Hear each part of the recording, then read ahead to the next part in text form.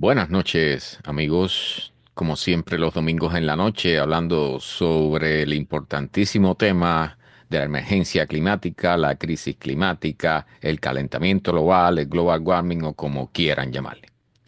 Vamos a comenzar entonces, vamos a comenzar a compartir las noticias porque como ya estoy haciendo, y voy a ponerles el sonido porque tengo algunos videos incluidos. De hecho, tengo unos cuantos videos para hoy. Pero la semana pasada terminamos con el tema, bueno, tuvimos el tema bastante a lo largo del programa, el tema del granizo. Y entonces por falta de tiempo, hubo cositas que no pude agregar y hubo algunas preguntas que me hicieron también. Entonces, hay dos o tres cositas que quiero aclarar al respecto del granizo. ¿Sí? O sea, una es que definitivamente con el tema, y esto lo hemos tocado varias veces, pero es muy importante que no lo olviden. O sea, que en la medida que se vaya calentando la atmósfera, el tamaño del granizo va a ir creciendo. ¿Eh? Eso es lo más importante de este mensaje, de la investigación que hicieron los españoles. ¿Eh? Entonces, ahora, hay un punto importantísimo aquí esta es la noticia con que terminamos la semana pasada. Bien, Eh, hay una investigación de también un grupo español también. Bien, aquí pueden ver, este es el papel científico, como llaman, scientific paper, ¿ok? Esta es la publicación científica. Y entonces aquí pueden ver los nombres de los científicos que creo que todos, casi todos, si no casi todos, son españoles. Bien, si no todos, casi todos. Y esta investigación que tiene ahora prácticamente un año de haber salido, ¿bien? Se hizo a raíz precisamente de un análisis de una gran caída de granizo, una tormenta muy fuerte que hubo en España, que fue el 30 de agosto del 2022, que hubo muchos daños materiales, hubo varios heridos y hubo un bebé muerto por culpa del granizo. Gilar, bienvenido, buenas noches. César, bienvenido, buenas noches, hermano. Y entonces, es producto de que hubo heridos y un muerto, entonces la investigación se lleva mucho más seriamente, ¿no? Y realmente los análisis termodinámicos, como dicen ellos aquí en su estudio, ¿no? En su publicación, ¿sí? Dicho sea de paso, o sea, en esa tormenta en el año 2022 cayeron granizos en España que fueron récord, 12 centímetros. ¿Bien? Esos son 4,7 pulgadas de tamaño, de diámetro. 4,7 pulgadas, o sea, un granizo de casi 5 pulgadas. ¿Bien? Entonces, Enrique, bienvenido, buenas noches. Alejandro, bienvenido, buenas noches también. Bueno, eso fue récord para España en ese momento. Yo no sé si a estas alturas se habrá vuelto a romper ese récord, pero un granizo de casi 5 pulgadas, ¿bien? 12 centímetros, es ya lo suficientemente grande como para tener la capacidad para dejar muertos en una tormenta de granizo. Entonces, lo que resulta importante de este estudio, y es algo, voy a enfocarme un poquitico ahora en esto, es en la relación que hay entre múltiples variables en la atmósfera, ¿bien? Y que están, por supuesto, todas siendo afectadas por el calentamiento global. Entonces, ellos aquí lo que analizan no es el hecho del tamaño del granizo como tal, de la intensidad de la tormenta, sino analizando cuál es la relación con otro factor que para muchas personas probablemente no tenga nada que ver. ¿Sí? Aquí están hablando de las olas de calor marino, las olas de calor en el océano. ¿Sí? O sea, esto es un tema que bien, se ha salido a la luz pública a partir del 2023 cuando comenzó a subir el nivel de la temperatura del mar. O sea, comenzó esa ola de calor que fue aproximadamente en marzo del 2023, pues entonces comenzó a hablarse de esto a la luz pública, en los medios, en la prensa, los meteorólogos comenzaron a informar de esto porque realmente estaba ocurriendo algo que era diferente a lo que había ocurrido anteriormente. O sea, un cambio, ¿no? Hubo un cambio en el sistema, en la atmósfera y en el océano. Entonces, dicen estos científicos, y aquí tengo un artículo que lo explica un poco mejor porque siempre leer estas publicaciones científicas a veces es un poco aburrido, ¿no? Y a veces incluso es para personas normales, incluso para mí a veces que de vez en cuando los leo, pues a veces cuesta trabajo entender claramente lo que te están diciendo. ¿Mm? Pero aquí lo que muestran, y aprovecho que hay mapas, ¿bien? Que para aquellos, bueno, lamentablemente para los que están en el podcast y en la emisora de radio no podrán verlo, pero voy a tratar de explicárselo lo mejor posible. ¿Bien? Un granizo de 5 pulgadas, ¿bien? Pero que están diciendo los investigadores españoles que hay evidencia de que las olas de calor en el océano están influenciando en la intensidad, en el tamaño y en la repetición de estos eventos de granizo intenso, bien peligroso, granizo realmente peligroso. Entonces, ellos encontraron una relación, hicieron un experimento, porque lo que se hace generalmente en estos casos, ¿bien? O sea, para tener una idea de cuánta influencia pudiera tener el calentamiento global en un evento meteorológico determinado, lo que hacen estos científicos es que analizan, corren modelos, y entonces lo corren bajo las condiciones actuales, ¿bien? Para ver si da resultados similares a los que estamos viendo, pero también hacen unas corridas del modelo con condiciones en las cuales no habría el calentamiento que tenemos ahora. O sea, estamos hablando, por ejemplo, para los años 1850, ¿bien? O sea, antes de la revolución industrial. Entonces, cuando hay diferencia, cuando el modelo encuentra la diferencia, eso es una muestra de que el calentamiento global está insertando energía en el sistema y está realmente teniendo un efecto positivo en la amplificación de un evento meteorológico extremo. ¿Sí? Entonces, ellos lo que están diciendo aquí es eso exactamente. ¿Eh? Y particularmente, o sea, Europa es, después del Ártico, es el lugar que más rápido se está calentando en el planeta. ¿Sí? Aquí están hablando que particularmente el mar Mediterráneo, en la zona cercana a la península ibérica, o sea, cercano a España, Francia, tenía un incremento de temperatura de 3,27 grados Celsius, ¿bien? En el verano del 2022. El mayor en récord para esa fecha. Entonces, eso ya es una barbaridad. ¿Eh? Y algo que tenemos que tener grabado en la mente es que el calor es energía. ¿Sí? Porque nosotros generalmente, o sea, a pesar de que en la escuela nos enseñan eso, cuando damos clases de química, de física, no asociamos, ¿bien?, ese conocimiento con lo que está sucediendo ahora. Entonces, cuando tú quemas gasolina en un motor de combustión interna, en tu automóvil se calienta. ¿Sí? Eso es una muestra de que hay un proceso que está generando energía. Entonces, y al igualmente, cuando tú rozas, por rozamiento se genera energía también, se genera calentamiento. ¿Sí? Entonces, cuando tú calientas la atmósfera o calientas el mar, tú estás introduciendo energía en el sistema que tiene que disiparse en alguna forma. ¿Bien? No disiparse, más bien lo que hay que buscar, el sistema tiende a buscar un equilibrio, ¿bien? Que es la palabra exacta. Pero lo importante de esto es que esa energía se puede usar entonces para crear tormentas más intensas. Y esas tormentas más intensas tienen posibilidades de crear granizos más grandes, ¿bien? Y en mayores cantidades y más a menudo. ¿Sí? Entonces, aquí hay este es un mapa que muestra los análisis que ellos hicieron, ¿no?, de las zonas que estaban más propensas a tener mayor cantidad de granizadas y con mayor tamaño de granizo en zonas de Europa. Bien, pues fíjense que no es solo en España. ¿Eh? En España aquí están hablando de la zona de los Pirineos y eso, la zona noreste de España. ¿Sí? Pero fíjense que también el norte de Italia, ¿bien? Hay zonas ahí, incluyendo el norte de África. ¿Bien? O sea, para que vean cómo van las cosas. ¿No? Entonces, hay un mapa por aquí, creo que es en el otro artículo. ¿Bien? Pero lo importante de esto es que están vinculando las olas de calor en el océano con los eventos meteorológicos que ocurren tierra adentro y particularmente con estos eventos que son extremadamente graves, ¿no? En el caso del granizo. Entonces, el artículo con el que yo quería terminar la semana pasada es este, que es el que traía una serie de medidas, mostraba, que yo esta foto sí la mostré la semana pasada, donde se ve las capas con que se va formando el granizo, ¿no? Cuando tú cortas el granizo a la mitad, al igual que se hace con los árboles cuando se cortan y se ven los anillos, por ejemplo, ¿sí? Se pueden ver las capas en que se ha ido formando el granizo. ¿Sí? Entonces, hay descubrimientos al respecto. Este es el esquema que yo quería mostrar. ¿Sí? O sea, así es como se forma el granizo. Viene un viento a nivel pegado a la tierra y comienza, de momento sube, es donde se forma la tormenta, ¿sí? Porque la tormenta se forma precisamente porque el aire que va subiendo contiene humedad y se va enfriando y esa agua se condensa. ¿Sí? Así se forman las nubes, por ejemplo. Pero cuando hay condiciones muy energéticas en la atmósfera, entonces se forman tormentas intensas, realmente intensas, incluyendo estas que dan lugar a tornados, por ejemplo. ¿Sí? Entonces, cuando las gotas de agua llegan superan la altura donde ya la temperatura cae por debajo de 0 °C, comienzan a crearse las condiciones para que esas gotitas de agua se congelen.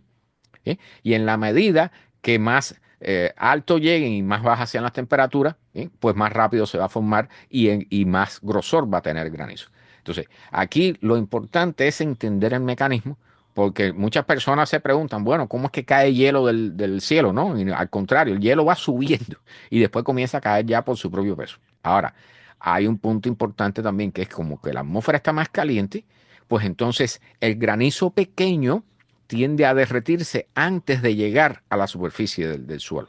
Por lo tanto, las granizadas de granizos pequeños van a ser menos comunes. ¿Bien? Aunque el granizo pequeño está en la atmósfera, está en las nubes, ¿bien? No llega, se derrite antes de llegar a la superficie terrestre. Entonces, los granizos grandes bajan más rápido porque tienen más peso, pero también demoran más en derretirse. Por lo tanto, el efecto neto que vemos aquí en la superficie terrestre es que entonces vamos a ver menos granizadas de granizos pequeños, bien, que prácticamente no molestan a nadie, y vamos a ver más casos de granizadas que tienen granizos enormes y por supuesto cada vez van a ser más grandes en la medida que la atmósfera se vaya calentando. Ese es el mensaje final de esta investigación. Alberto, bienvenido, buenas noches. O sea, eh, tanto por una parte que podemos decir que es aparente. O sea, el hecho de que los granizos pequeños se derriten antes de llegar abajo, pues nos quitan las granizadas pequeñas, entonces nos va a dar la impresión de que todas las granizadas son más fuertes. ¿Bien? Y en realidad es que el granizo pequeño no llega, no nos golpea, ¿sí? Porque se derrite antes de llegar a tierra.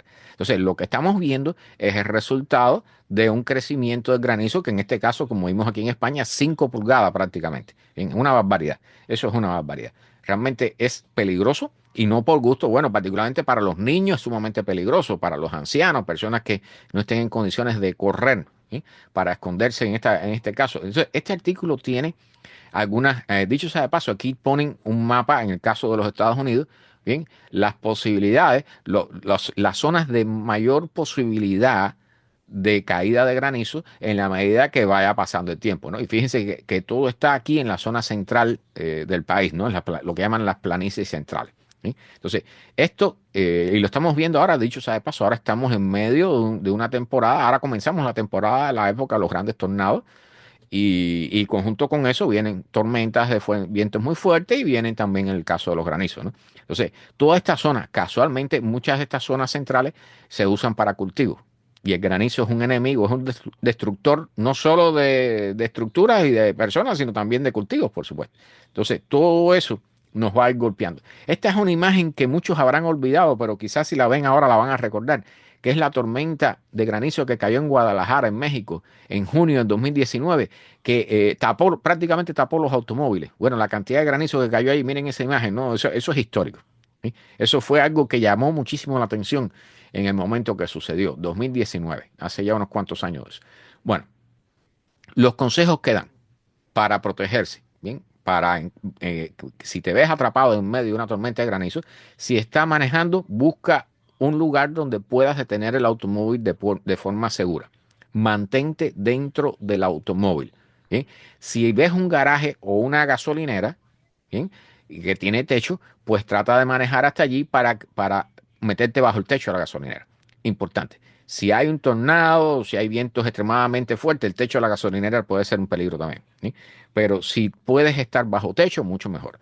Si tienes un automóvil, y yo a estas alturas ya no se lo recomiendo a nadie, un automóvil deportivo de estos convertibles que tiene techo de tela, de lona, eso es lo más inseguro que hay para esta época, para estas condiciones. ¿Bien? Tanto por las descargas eléctricas que son más intensas, también producto del calentamiento global, como del granizo que es más grande y mucho más peligroso. ¿Bien?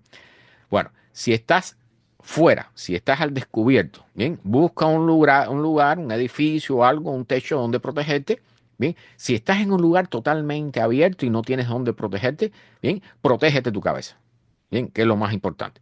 Entonces, si tienes un portafolio, un pedazo de cartón o las manos, si no tienes más nada, pues a protegerte tu cabeza. Bien.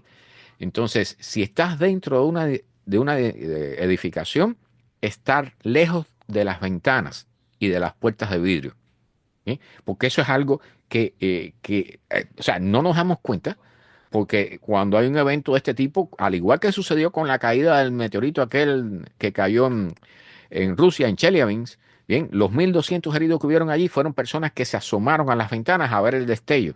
y cuando llegó la onda de choque rompió los vidrios y hubo 1.200 heridos por vidrios, no por el meteorito como tal. ¿Sí? Entonces, en el caso del granizo es lo mismo. La semana pasada pusimos imágenes de los edificios que parecían que la fachada tenía huecos, parecía que le habían caído a disparos con una ametralladora de 50.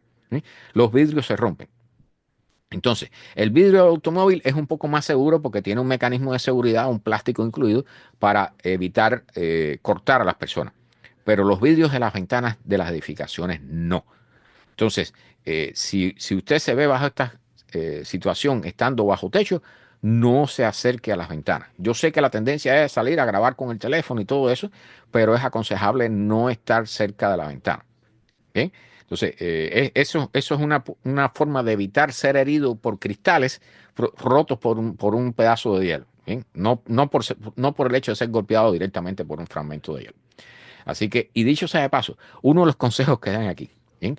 O sea, después tienes que buscar el seguro, si te dañó la casa, el automóvil, cosas por el estilo, pero es muy importante que estés al tanto porque hay scammers, esas personas que se dedican a estafar a otros que después van a venir a proponerte para cambiarte el techo, para hacerte cualquier reparación en la casa o en el automóvil, ¿bien? Buscando obtener el dinero sin dar el servicio. Sí, fíjense en los niveles donde estamos, ¿no? Que ya hay que advertir como parte de la protección de tormenta que tenemos que estar atentos a los scammers. Bueno, el pasillo de los tornados de aquí de los Estados Unidos, como acabo de decirles, está a punto de explotar en el sentido de que van a comenzar a haber tormentas, ¿no? De hecho, ya deben haber comenzado. Desde abril 25 hasta mayo 10 dicen que las posibilidades de tormentas son muy grandes y va a haber unas posibilidades de tormentas severas y de tornados por encima de lo normal. Así que ya saben, vamos a comenzar a ver esos videos horribles de destrucción y de muerte y de heridos. ¿Eh? Entonces, dicen que se están esperando entre 3 a 4 días tormentosos por semana en estas semanas que vienen. ¿Eh? Dicho sea de paso, la corriente en chorro también está soplando en esa zona, así que es aquí en las planicies centrales de los Estados Unidos, incluyendo desde Texas hasta la zona de Chicago, los grandes lagos. ¿Sí? Así que se va a sumar energía por parte de la corriente en chorro y bueno, este fenómeno que es el aire caliente que viene de acá del Atlántico y del Golfo y que choca con el aire frío que viene de las montañas del oeste del país, ¿no? Entonces, esta es la época del pico de los tornados, bien, tanto de número como en intensidad. Y recuerden que este pasadizo, este pasillo de los tornados se está ensanchando, se está corriendo hacia el este. ¿Sí? Entonces, importante, si va a viajar, si tiene familiares y amigos allá arriba, bueno, esté al tanto de ellos, ¿bien? Y manténgalos informados si es que no están ellos al tanto de esto. Bien, este es un par de noticias sobre ballenas que una ya creo que se ha hablado un poquito sobre ese tema, pero no deja de ser importante, ¿no? O sea, para mí las ballenas tienen una gran significación, a pesar de que aún las cazamos, porque los japoneses todavía andan cazando ballenas por ahí, ¿verdad? Y hay otros personajes por ahí que hacen matanzas de delfines, hay de todo, ¿no? Entonces, dicen aquí que han hecho un increíble descubrimiento con respecto a la orina de las ballenas. ¿Eh? Entonces, la historia es muy sencilla, que las ballenas, particularmente ellos se están enfocando en las que normalmente se alimentan en la zona norte del Atlántico y del Pacífico. ¿Sí? Y entonces, cuando llega la época de apareamiento y de tener descendencia, entonces bajan hacia latitudes, o sea, hacia aguas más calientes, más cálidas, y aquí, en esta zona, tienden a hacer ayuno. O sea, como están con sus crías, pues tienden a no comer. Entonces comienzan a usar la grasa que tienen en el cuerpo. Y lo que están diciendo aquí los científicos es que lo que sale por la orina de estas ballenas, bien, que dicho sea de paso, aquí hay unos números que están increíbles, bien. O sea, una ballena puede producir 250 galones de orina diario. 250 galones, eso no sé qué tamaño será el tanque ese. Imagínense, los tanques que teníamos en Cuba creo que eran de 50 galones. ¿Bien? Así que estos serían como a ver, cinco tanques de esos. Bueno, una ballena puede producir 250 galones de orina diario. ¿Bien? Un humano produce medio galón diario, para que tengan una idea. ¿Bien? La cosa es que la orina de las ballenas contiene grandes cantidades de nutrientes. Entonces, estos nutrientes alimentan al plancton. Y recuerden que las ballenas se alimentan ¿de qué? De plancton. ¿Sí? O sea, este es un ciclo que se cierra. Genial. Alfonso, bienvenido. Buenas noches. Un ciclo genial donde la orina de las ballenas alimenta a su comida. ¿Sí? O sea, este es un ciclo perfecto, perfecto.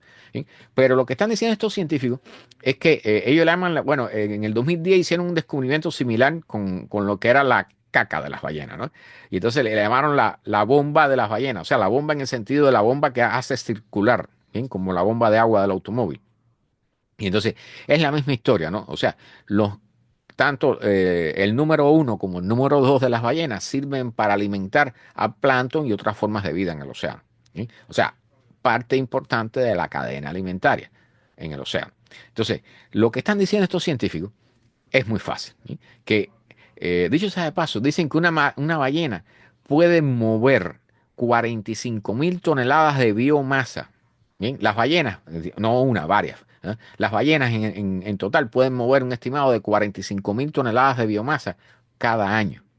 ¿Sí? Y eso es importante porque hay zonas, por ejemplo, como los corales que tenemos aquí en Los Cayos o acá en la costa oeste de Estados Unidos, ¿sí? Que requieren de estos nutrientes porque los nutrientes, cuando son usados por la vida, se agotan tarde o temprano. Bien, entonces, estas ballenas contribuyen a alimentar, a mantener funcionando esa cadena alimenticia en toda esa zona. ¿Sí? Entonces, ellos aquí, bueno, hacen sus análisis de lo que pudo ser, cómo sería el océano. Dicen que pudiera ser hasta 3 veces mayor la productividad de los océanos en la época en que no cazábamos ballenas. Que había muchas ballenas, muchas más ballenas en el océano mundial. Entonces, dicen que es importante reconstruir, volver a rescatar eso, incrementar la población de ballenas. ¿Bien? No solo por hecho de conservarla, sino también para restaurar la salud del sistema planetario. ¿Mm? O sea, al igual, Renata, bienvenida, buenas noches. Al igual que hablamos con el problema de los granizos, ¿no? Que están influenciados por la temperatura, por las olas de calor en el mar. ¿Sí? La vida, incluyendo la nuestra, indirectamente está relacionada con el hecho de que existen las ballenas. Entonces, porque nosotros somos parte de la cadena alimenticia y gran parte del turismo y de la pesca que hay en muchas de las zonas costeras tiene que ver entonces con la orina y la caca de las ballenas. O sea, son ciclos, son círculos que se cierran, que es la palabra exacta. Entonces, es importante, ¿sí? Que entendamos eso, que todo en este planeta está interrelacionado. ¿Ven? Bien, eh, otra noticia sobre las ballenas. Y esta tiene que ver más bien con lo que viene para las ballenas. ¿Sí? O sea, ellos dicen, este grupo de científicos de la Universidad de Quebec, dicen que estudiaron 42 ballenas jorobadas en la parte sur oeste del Pacífico durante 8 años. ¿Bien? O sea, tremendo estudio, un estudio de larga duración. Y encontraron que estas ballenas se basan en una combinación, para la migración que ellas hacen, en una combinación de factores ambientales, de marcadores ambientales, con memorias de largo término que ellas tienen implantadas. ¿Sí? Entonces, esta, la base de esta migración depende de dos cosas, una de la memoria de las ballenas y de otra de los factores, de los marcadores, de los cambios de temperatura, los cambios de estaciones en el mar, ¿no? Entonces, esta migración que es de miles de millas, ¿sí? Miles de millas, que llegan hasta la Antártida, ¿sí? En la época que se está derritiendo parte del hielo en la Antártida y entonces el krill, el famoso krill, está en su máxima explosión y es el alimento perfecto para ellos.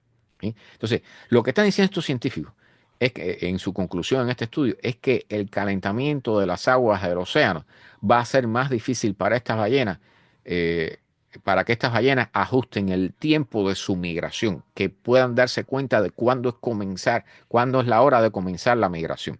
¿Sí? O sea, dicen estos científicos que no saben cuánto tiempo más podrán las ballenas mantenerse migrando como lo hacen hasta ahora. En algún momento, la estrategia basada en la memoria no va a funcionar más.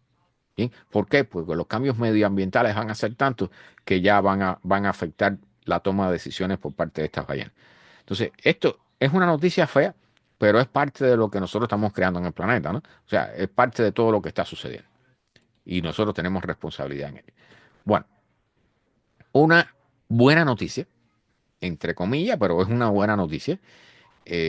Todas las baterías que usamos en los automóviles actualmente son de litio, ¿verdad? Todo el mundo ya, esa palabra todo el mundo la ha escuchado más de una vez. Las baterías que tenemos en los celulares, en los relojes, en los automóviles, en todo, donde quiera que hay baterías, son de baterías de litio. ¿Sí? Entonces, o sea, estamos hablando de las baterías recargables. Resulta que hay una tecnología que ha estado tratando de desarrollarse que son las baterías de sodio, ¿bien? Que no dejan de contener litio, pero son básicamente de sodio. Entonces, ¿cuál es el problema del sodio? Que el sodio es un elemento sumamente abundante. Recuerden que, por ejemplo, la sal común de mesa, ¿qué cosa es? Cloruro de sodio. ¿Sí? Entonces, estas baterías de sodio, hace muchos años que están trabajando en ellas, pero la densidad energética que tenían era mucho menor que la de las baterías de litio.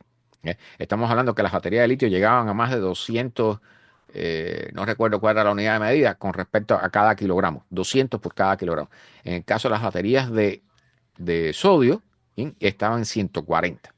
O sea, la densidad, la eficiencia de estas baterías era mucho menor. Entonces, ahora los chinos han logrado un avance importante con estas baterías de sodio y han llegado a incrementar la densidad energética hasta 170 por kilogramo. Entonces, está ya en el punto donde se están acercando a las baterías de litio. Pero hay otros puntos que son mucho más importantes que eso. ¿Sí? Uno es que los chinos han logrado crear una batería de sodio que puede caminar hasta 4.8 millones de kilómetros. Da para cargar y descargar durante el tiempo que el automóvil está viajando 4.8 millones de kilómetros. Entonces, otro punto importante, las baterías de sodio soportan y trabajan muy bien en muy bajas temperaturas, que las baterías de litio tienen problemas serios con eso. Bien, pierden mucha carga con las bajas temperaturas. Entonces, quizás lo que más le llama la atención a todos los usuarios es que las baterías de sodio, los chinos han logrado cargarlas, una batería de un automóvil, bien, para 500 kilómetros se carga en 5 minutos. Ese es el mismo tiempo que nosotros usamos en llenar de gasolina el automóvil. Escuchen esto, porque las baterías de los normales de los automóviles eléctricos que se usan aquí en los Estados Unidos y buena parte de China y otras partes y en Europa y otras partes del mundo, normalmente demoran 40, 50 minutos, 60 minutos en cargarse, ¿sí? Hasta un 80% por lo menos. Entonces, este es un avance fundamental porque una de las cosas que más le molesta al público es el tiempo que demora en cargar, ¿verdad?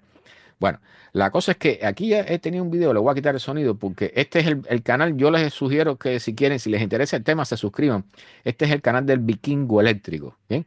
Es un señor que hace muy buenos videos sobre el tema de los autos eléctricos. Y entonces él aquí está mostrando una serie de datos, ¿no? Y que dicho sea de paso, estas baterías de sodio tienen muchos más ciclos de carga y descarga y por eso pueden, que las de baterías de litio, por eso pueden llegar hasta casi 5 millones de kilómetros. Entonces, es un avance, es lo que llaman un breakthrough, una ruptura, ¿eh? Es un cambio radical.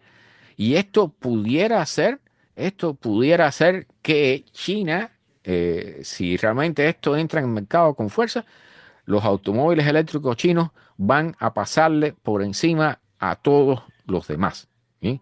No sé hasta qué punto, si la patente será abierta, si la venderán, si la rentarán, no sé cómo va a ser ese asunto, pero sí, esta es una ruptura importante en el tema de las baterías, que dicho sea de paso, esas baterías no solo son para automóviles, ¿no? Serán también para estos sistemas que son para establecer bancos de baterías dentro de las ciudades para balancear la carga. Bueno, esta es una noticia curiosa. ¿Sí? O sea, yo no sé cuántos de ustedes conocen el lago Eire. Es el lago salado más grande del mundo, el lago seco salado más grande del mundo. ¿Sí? Eso está en Australia, en el centro de Australia, prácticamente. Entonces, yo no lo sabía, pero en ciertas ocasiones este lago se llena de agua. ¿Sí? El problema con este lago es que no tiene salida hacia ningún lado. El agua se queda allí. ¿Sí? Entonces, la única forma que se vacíe es que se le seque, que evapore el agua. ¿Sí? Entonces, aquí voy a quitar el sonido también porque lo que me interesa es que vean las imágenes. Hay algunas imágenes tomadas desde con vuelos aéreos. Miren, ha llovido, o sea, ha habido en Australia unas inundaciones que ya llevan 2 o 3 semanas, ¿sí? Unas inundaciones horribles, sobre todo en el centro de Australia, ¿sí? Y estamos hablando de zonas enormes del territorio australiano. Entonces, toda esa zona que está en el centro de Australia desemboca esa agua, es una cuenca hidrográfica, y desemboca toda esa agua en el lago Eire. ¿Eh? Entonces, nada más que ha habido, o sea, y ahora le voy a mostrar después las imágenes de las inundaciones que han sido horribles, horribles. ¿Sí? Entonces, nada más que entra un poco de agua y enseguida la vida, se ve ahí el color verde, enseguida en las zonas que están alrededor de los cursos de agua, ¿no? Como empieza a haber vegetación y es un sistema, es sumamente curioso, es una cuenca hidrográfica, que es como se llama eso realmente. Miren cómo se comienzan a ver enseguida marcas verdes, ¿verdad? Bueno, todo eso se está llenando de agua y el lago se está rellenando de agua. Pero lo que ha sucedido es increíble. Porque es que realmente no solo, o sea, que estas imágenes aéreas son bellísimas, ¿no? Porque el desierto cuando se humedece crea una forma sumamente curiosa y unos colores increíbles. Pero lo que más me interesa mostrarles son las consecuencias de lo que ha ocurrido. O sea, la parte bonita está allí, ¿sí? Pero por detrás de esa parte bonita hay un problema serio, ¿no? Que son las inundaciones que han ocurrido en Australia. Déjenme ponerle un fragmentico de este video en inglés y enseguida les explico. You can replace vehicles, you can rebuild a house, you can rebuild a shed. But those animals, that's the worst.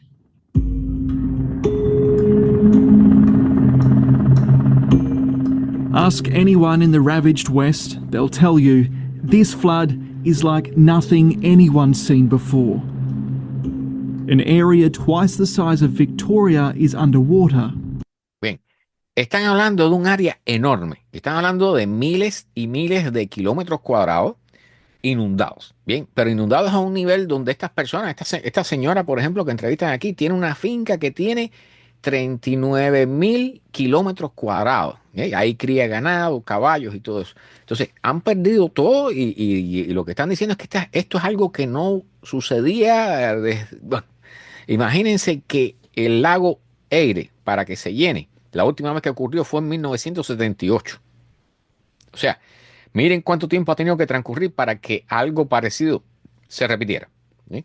Bueno, están viendo las imágenes. Eh, eh, sí, aquí creo que estoy con la transmisión pasada. Esperen un segundito. Bueno, este teléfono no me está dando bien. Ahora sí. Bien. Bueno, la cosa es que esta inundación que ha habido allí, o sea, tuvieron un ciclón, pero pasó por la costa. Pero después vino un sistema que echó una cantidad de agua ahí horrible. Y entonces, como ellos no tienen en la zona interior de Australia, no hay radares meteorológicos. ¿Sí? Entonces, estas personas, estos granjeros que viven en la zona, están quejándose porque, bueno, imagínense, instalar un radar meteorológico cuesta 10 millones de dólares. ¿Sí? Entonces, ese dinero tiene que venir del gobierno, no viene de instituciones privadas. ¿Sí? Entonces, ellos están, miren allí, o sea, han perdido decenas de miles de cabezas de ganado, que como decía la señora, lo que más sufría ella era la pérdida de los animales, ¿no? Porque un camión, un automóvil, una edificación se puede reconstruir, se puede comprar otro auto, otro camión, pero el ganado sí, dice ella que lo siente muchísimo. Entonces, estas son las condiciones que se están viendo en Australia a lo largo de más de 3 semanas. ¿Sí? En el centro de Australia. Entonces, ese evento que es tan curioso y geográficamente hablando es muy bonito, el llenado del lago Eire, ¿sí? El lago seco salado más grande del planeta.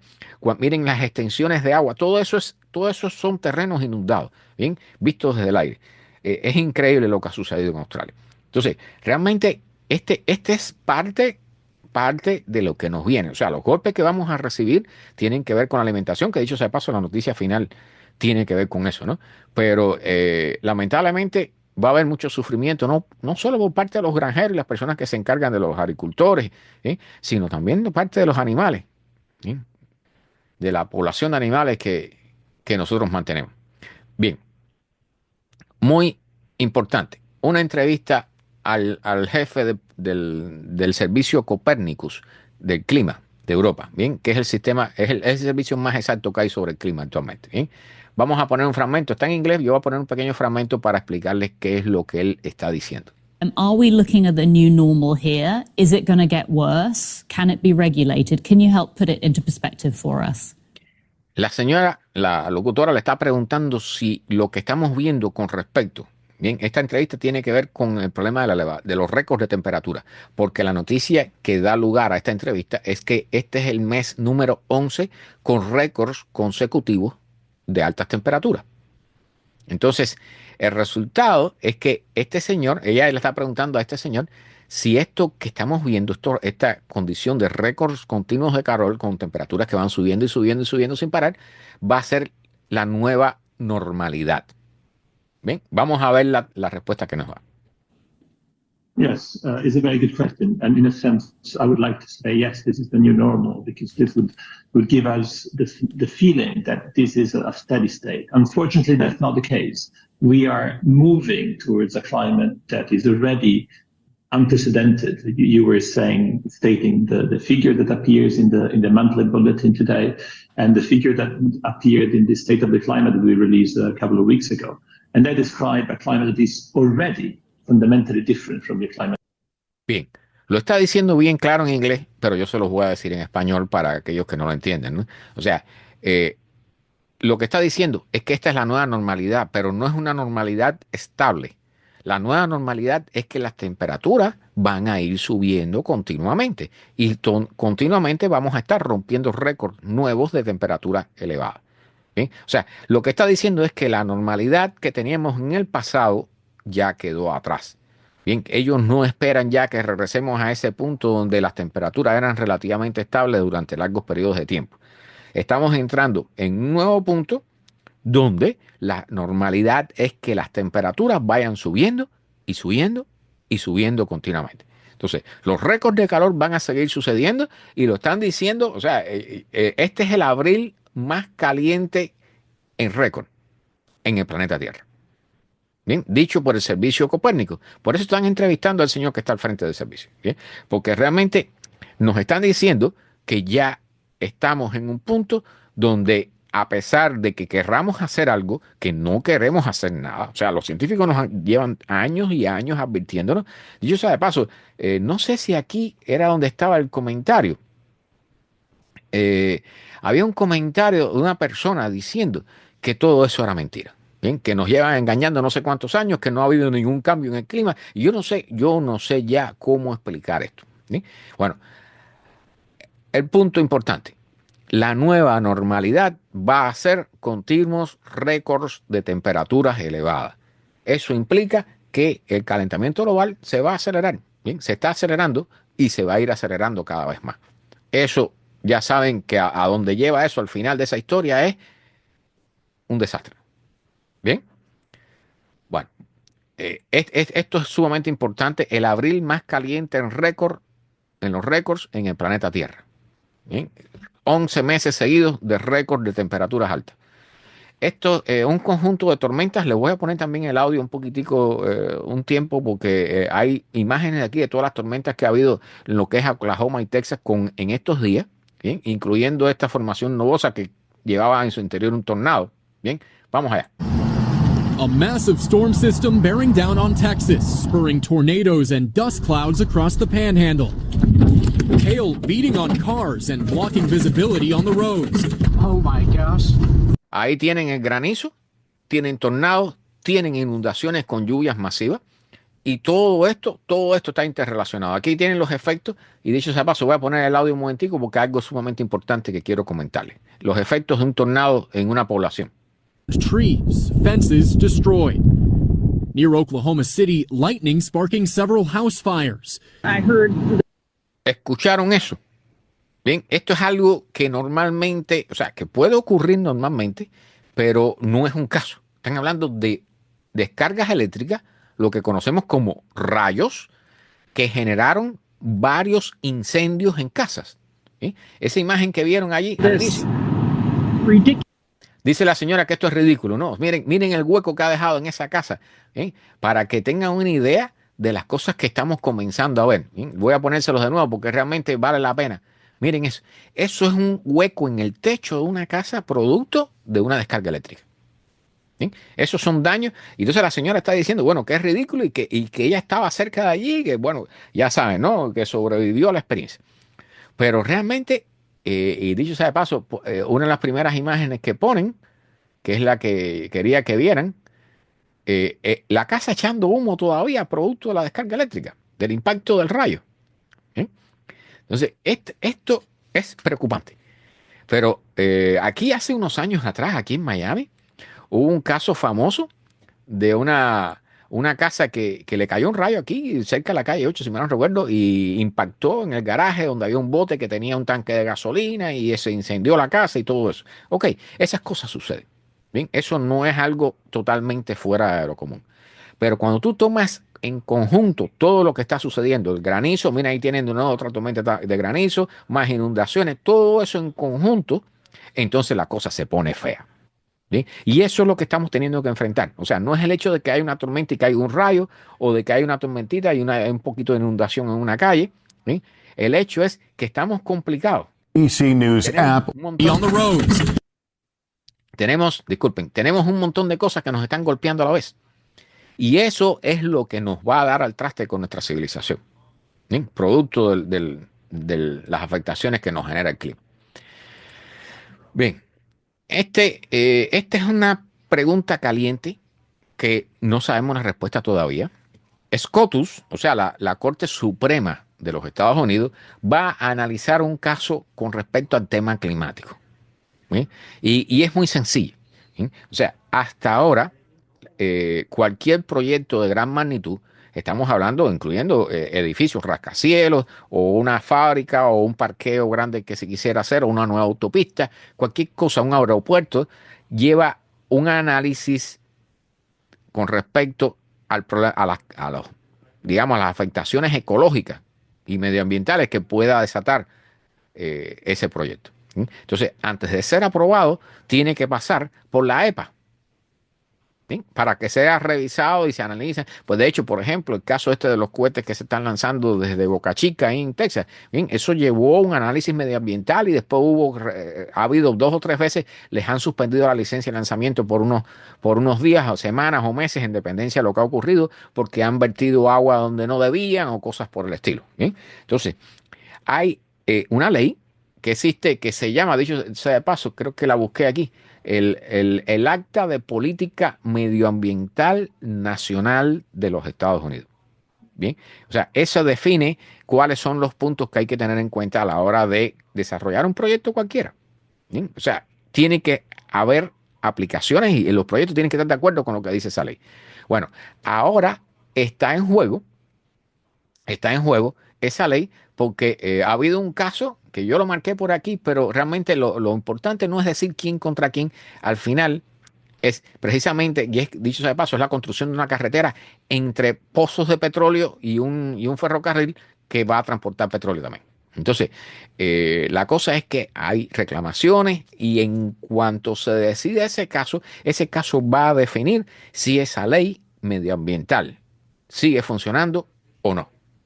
Y por supuesto, se los voy a decir así. O sea, yo no espero que esto vaya por el buen camino, en el sentido de que se revisen las cosas antes de aprobarlas.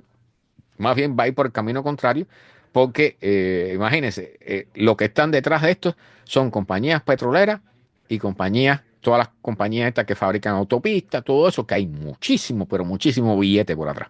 ¿Sí? Y es una autopista, una carretera que tiene 88 millas. ¿Sí? Entonces, realmente este va a ser un caso que hay que seguir, pero yo no tengo esperanza de que esto llegue muy lejos. Bien.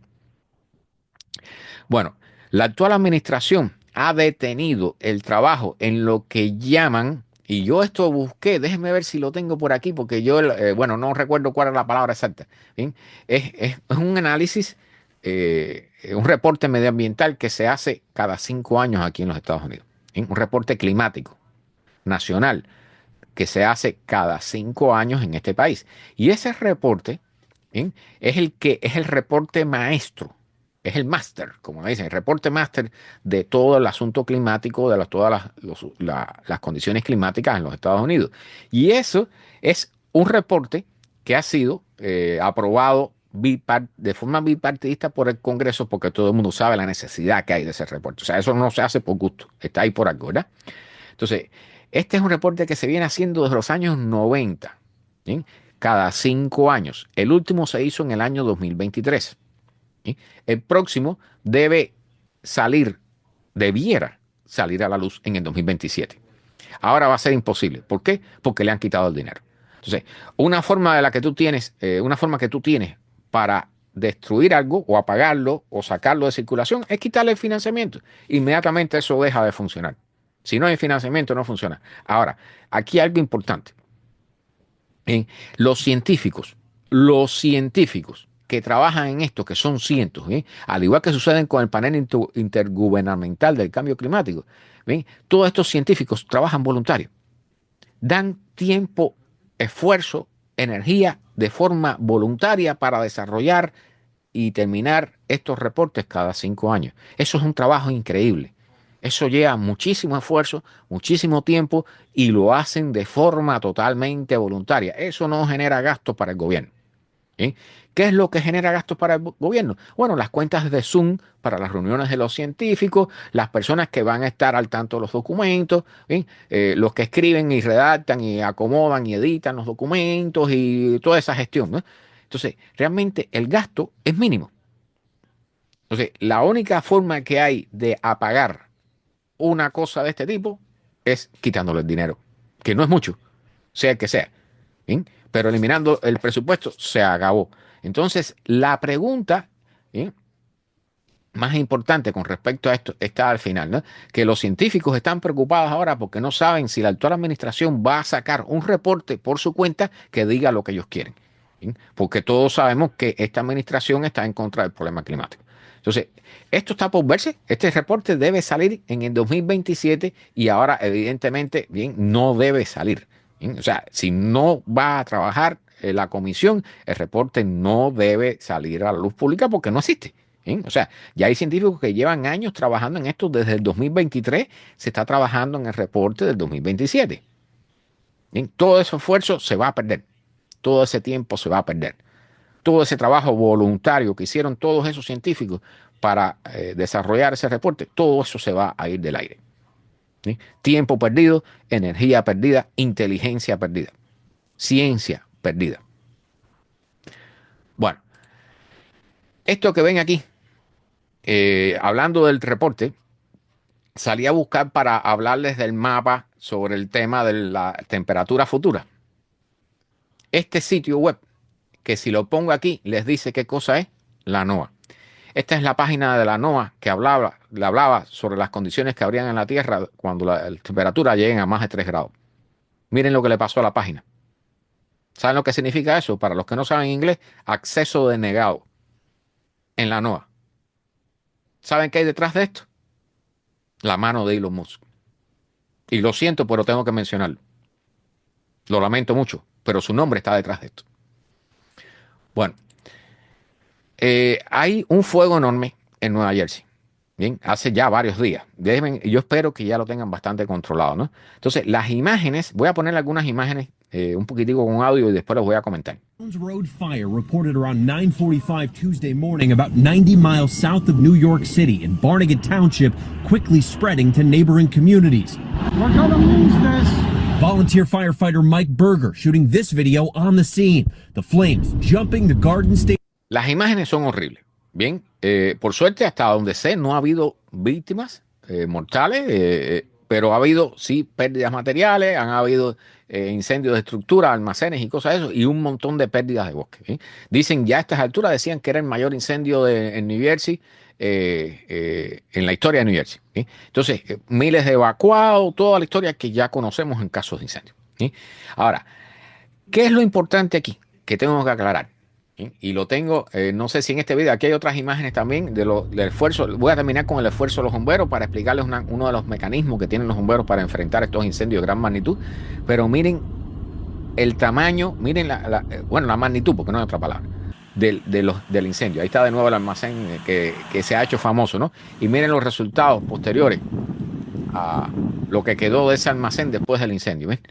O sea, que dicho sea de paso, muchas personas todavía hablan de que si se incendian los automóviles se derrita el metal, que eso es algo con rayos láser desde el espacio y toda esa historia, que ya, bueno, le voy a decir, no, ya no tengo forma ya de opinar con respecto a eso. Pero este incendio, han encontrado al culpable, ¿no? O sea, la persona que prendió la primera llama, ¿sí? Y aquí voy a decir dos o tres cosas. The Ocean Township man accused of starting a massive wildfire in Ocean County, making his first virtual appearance in court this afternoon. Sir, did you have the opportunity to watch the advisement of rights video, Mr. Kling? Yes, Your Honor. 19-year-old Joseph Kling speaking briefly during the 2-minute hearing. Bien, es un hombre, porque es un hombre, tiene 19 años, está por encima de los 18, ya es un hombre, ¿verdad? Bueno, no sé exactamente la historia de cómo inició el fuego, pero vamos a poner algo bien claro aquí. Bien, yo voy a dejar corriendo el video. Cuando hay estas condiciones de sequía y de viento fuerte, ¿bien? Siempre se pone una alerta de no hacer fogatas al aire libre, no encender ningún tipo de llama, no echar cigarrillos al césped, bien, cosas por el estilo. Entonces, no sé en qué forma se habrá desatado este incendio. ¿Bien? No sé si habrá sido intencional o no, no está bien claro en el video. ¿Bien? Pero lo que sí me interesa decirle es lo siguiente. Voy a poner algunas otras imágenes del incendio. Bueno, que independientemente de si una persona lo inicia intencionalmente o no, o si lo inicia un cigarrillo que alguien tiró por la ventanilla de un automóvil, o lo inicia un automóvil que se incendió, que dicho sea de paso, no traje el video, pero un incendio relacionado con este, lo inició un auto patrullero, un auto de la policía que se incendió. ¿Bien? Entonces, dicho sea de paso, tampoco traje un video de otro automóvil que se incendió en otro lado, pero los incendios de automóviles son comunes. ¿Sí? Cuando las condiciones están al nivel donde estamos actualmente, de altos niveles de sequía, velocidades del viento grande, intensidad del viento grande, las condiciones están perfectas para que se genere un incendio de esta magnitud. Entonces, independientemente de si alguien lo quiere iniciar o no, estamos ante un caso de algo que ya vemos repetitivo. Bien, los incendios de Los Ángeles, los incendios de Hawái, bien, los incendios que han habido en muchos otros lugares, incluyendo en España, en Libia, bueno, donde quiera que usted escuche hablar de un incendio. Bien, voy a quitar este letrero porque realmente voy a dejar la imagen del personaje ¿bien? O sea, independientemente de que sea culpable o no, el incendio tarde o temprano va a suceder porque nos toca, porque hay leña, porque hay vientos y porque hay sequía. ¿Bien? Entonces, nosotros estamos empeorando las condiciones de los incendios. Los estamos haciendo más posibles, más fáciles de iniciarse y más serios, más rápidos para crecer, más intensos, más difíciles de apagar. Entonces, aquí tengo, para cerrar, una otra imagen, porque este video quiero explicarle. Aquí van a ver un bombero que pasa haciendo contrafuego. ¿Bien? O sea, es un mecanismo muy usado cuando hay incendios de gran magnitud. Aquí viene, o sea, ahora a ver si puedo, está ahí mismo, está enseguida el video. ¿Bien? Ahí viene el detrás. Van a ver al hombre con una lata de combustible, ¿bien? Con una llama en la punta, ¿bien? Un tubito que va echando combustible, gotas de combustible encendido en el borde del bosque. ¿Sí? ¿Y qué es lo que se hace con esto? Se incendia, es un incendio premeditado para quemar, ¿bien? Porque ya el incendio que hay detrás del bosque es tan grande que genera su propio viento, sus propias condiciones meteorológicas. ¿Sí? Entonces, los incendios tienden a alar el aire hacia ellos, ¿bien? Por convección, y entonces ese incendio que se está siendo desarrollado por ese bombero en el borde de la carretera va a moverse en dirección hacia el incendio que ya está ocurriendo. Y en su camino va a quemar toda la madera, todos los árboles, todo lo que sea quemable, todo lo que sea combustible. ¿Bien? Entonces, eso es una forma de detener o de frenar todo lo posible el desarrollo de un incendio. ¿Bien? O sea, Y aquí se ve en la práctica bien fácil, bien. O sea, es algo que, dicho sea de paso, esto no lo puede hacer cualquiera. Esto tiene que hacerlo alguien que sepa lo que está haciendo. Esto está hecho es profeso y con todas las medidas de seguridad y con toda la idea y con toda la experiencia necesaria para tratar de asegurar que no se vaya de control nuevamente. ¿Bien? Pero esta es una forma que a muchas personas le dicen, no, miren un bombero prendiendo candela. No, el bombero está haciendo contrafuego. Está usando una estrategia que hay para enfrentarse a estos incendios de gran magnitud. ¿Bien? Realmente ese incendio yo espero que no dure mucho. Ojalá que lo puedan apagar a tiempo. Bien, esta noticia yo lo pensé 10 veces para ponerla. Esta es una cantante, ¿bien?, que se llama Anoni. Yo no sé, yo de música actual no escucho prácticamente ninguna, pero ella ha manifestado preocupación por la gran barrera coralina de Australia y el problema por el blanqueamiento que se están muriendo los corales, ¿sí? Y entonces ha creado canciones y las voy a buscar aquí porque tiene, ¿dónde es que está? A ver si dónde es que está, está un poco más abajo. En la letra de las canciones que ella hace, hay una que hizo, la sacó para cuando la conferencia de París de 2015, el Acuerdo de París de 2015, ¿eh? Y entonces decía, quiero oír a los perros llorando por agua, bien, quiero ver a los peces muriéndose en el mar y todos los lemures y todas esas pequeñas criaturas quemándose en un mundo de 4 grados de calentamiento, ¿no? ¿Qué es eso, más o menos? No es que ella quiera verlo, ¿no? Es lo que se va a ver.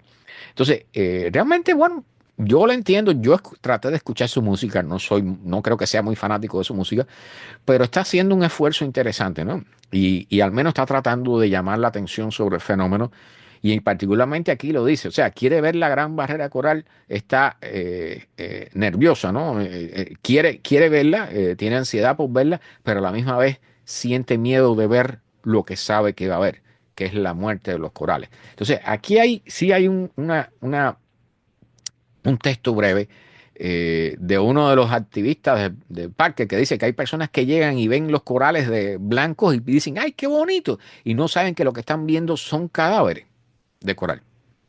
¿Sí? Entonces, es importante, y creo que en esto ella está contribuyendo por su lado. Es importante educar a la población para que sepan lo que está pasando. ¿Sí? O sea, que si ven corales de color blanco, sepan que eso está muerto. Porque eso lo estamos haciendo nosotros ya a estas alturas. O sea, eso es consecuencia de toda nuestra actividad, tanto industrial como de turismo o humana propiamente hablando. Entonces, esto es un caso interesante. Yo no conocía a este artista. Yo les digo, los artistas modernos prácticamente no conozco mucho. Bien, y hay algunos que opto claramente por no escuchar nada de ella, pero parece que tiene, por lo menos tiene buenas intenciones. ¿Bien? Dicho sea de paso, su frase de cuando llegó ahí a la barrera coral y vio toda esa mortalidad, ¿no? Me siento como en Auschwitz, como el campo de concentración ahí donde estaban todas esas personas que murieron ahí lamentablemente. Entonces, es un caso interesante. Por lo menos está haciendo lo posible, ¿no? Bueno, nosotros vivimos en Miami. Entonces, voy a ponerles un fragmento del video que está en inglés, por supuesto, pero les voy a explicar qué es lo que están diciendo aquí. Bien, vamos a subirle un poquitico el volumen y vamos allá.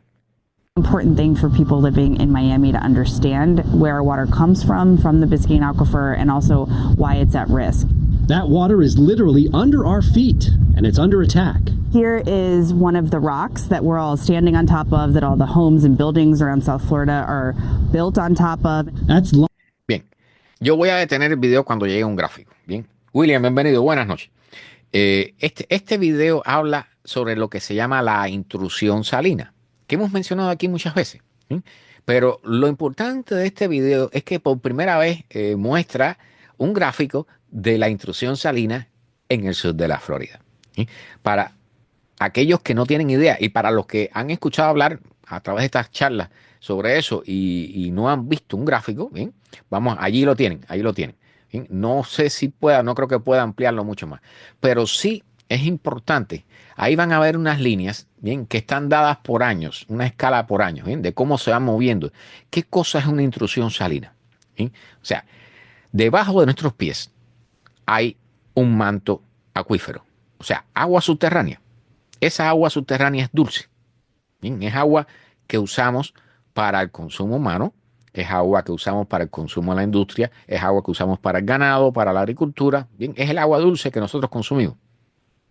Bien, entonces, ese acuífero, cuando se comienza a extraer el agua, bien, se produce una especie de vacío ahí. Tú estás extrayendo algo, por lo tanto, si a un globo tú le sacas el aire, se comienza a desinflar, se comienza a reducir en tamaño, ¿eh?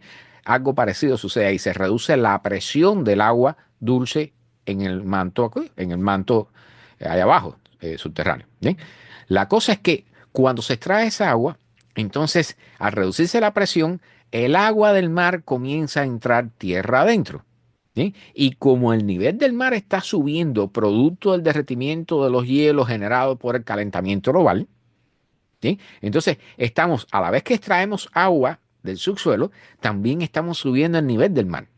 Por lo tanto, la presión del mar está subiendo y la presión del agua dulce está bajando. Así que el agua salada comienza a entrar cada vez más profundo en la parte subterránea, por debajo de nosotros, en lo que antes ocupaba el agua dulce. ¿Sí? Eso que se le llama intrusión salina termina envenenando los suelos, termina contaminando el acuífero. Bien, el acuífero es agua dulce. Cuando tiene contacto con agua salada y empieza a mezclarse, esa agua ya es salina. Esa agua no se puede usar para consumo humano, no se puede usar para la industria, no se puede usar para el ganado ni para regar cultivos. Bien, entonces ese es un fenómeno sumamente preocupante. Y yo les he dicho aquí otras veces ya, o sea, el límite de la habitabilidad de un lugar, por ejemplo, como Miami, está no tanto dado por la elevación del nivel del mar, bien, que tarde o temprano ya nos está afectando, pero que tarde o temprano va a ser catastrófico, sino por el hecho de que la intrusión salina va a ser de magnitud tan grande que la cantidad de agua disponible para la población se va a comenzar a reducir hasta un momento en que ya sea prácticamente inútil. Y en ese momento ya va a haber que abandonar Miami. ¿Sí? ¿Cuándo va a suceder eso? Bueno, ya saben, en el futuro, un futuro posiblemente y espero bastante lejano. ¿Sí? Pero este mapa aquí tiene en rojo 2019, en amarillo 2014, en azul 2009. Aquí tienen las marcas, ¿no? Entonces, por supuesto, de acuerdo a las diferencias de las mareas vivas, las mareas normales, la cantidad de agua que se extrae. Dicho sea de paso, en verde, esos puntitos en verde son los pozos de donde se extrae el agua que nosotros consumimos. ¿Sí? Entonces, ya han habido pozos, miren los pozos que están ahí cerca de la línea roja, por ejemplo. ¿Bien? Esos pozos ya están en un punto donde tienen que estar continuamente haciendo pruebas porque a la vez que se pongan con con agua salina, ya no pueden ser usados y tienen que cerrarse, tienen que clausurar esos pozos.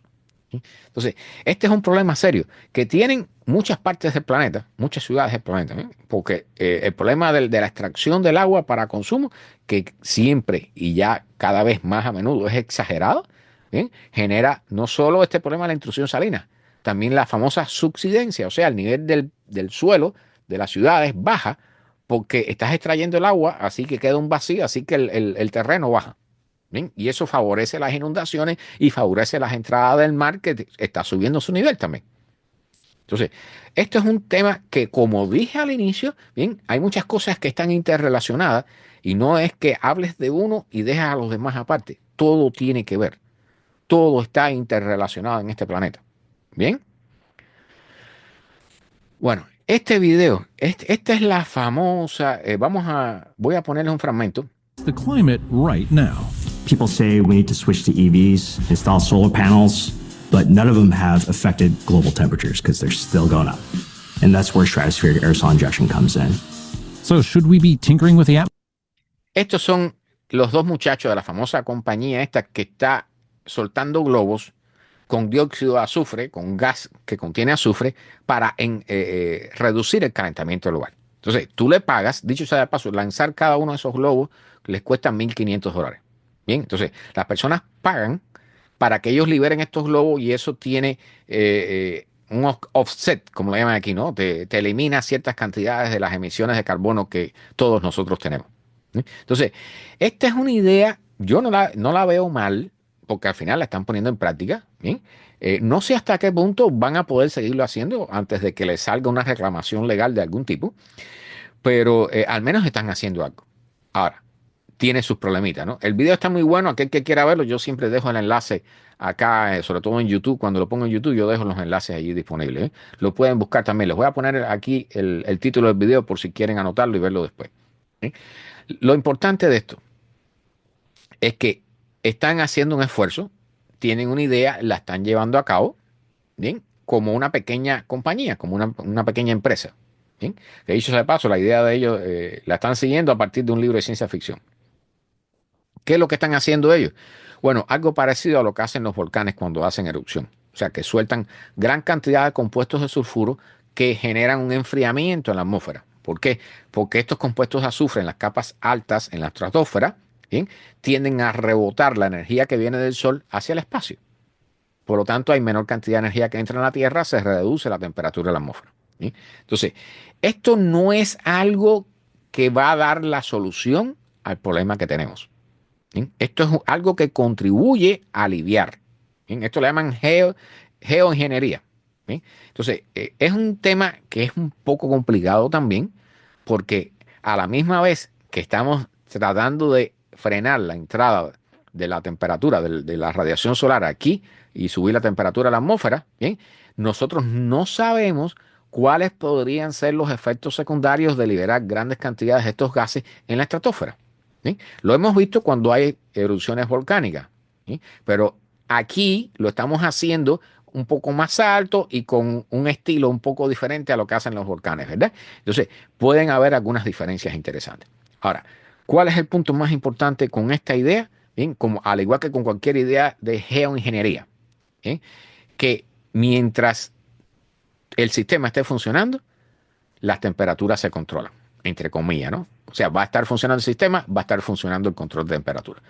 Si pasa algo y se deja de funcionar el sistema, ya sea de esto de los globos, por ejemplo, o a través de aviones o cosas por el estilo, si se deja de llevar a cabo ese proceso, entonces tenemos una elevación de temperatura en el planeta Tierra violentísima.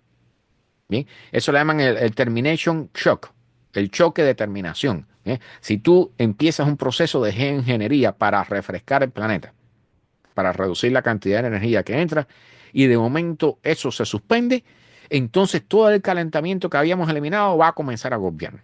Y eso sí sería tremendo desastre, ¿sí? Entonces, ¿cómo puede suceder eso? Bueno, imagínense que, no sé, Estados Unidos o China, ¿sí?, comiencen un proceso de geoingeniería a soltar estos gases allá arriba. Y de momento hay una guerra por Taiwán y ambos países suspenden el proceso. Entonces vamos a estar en tremendo problema.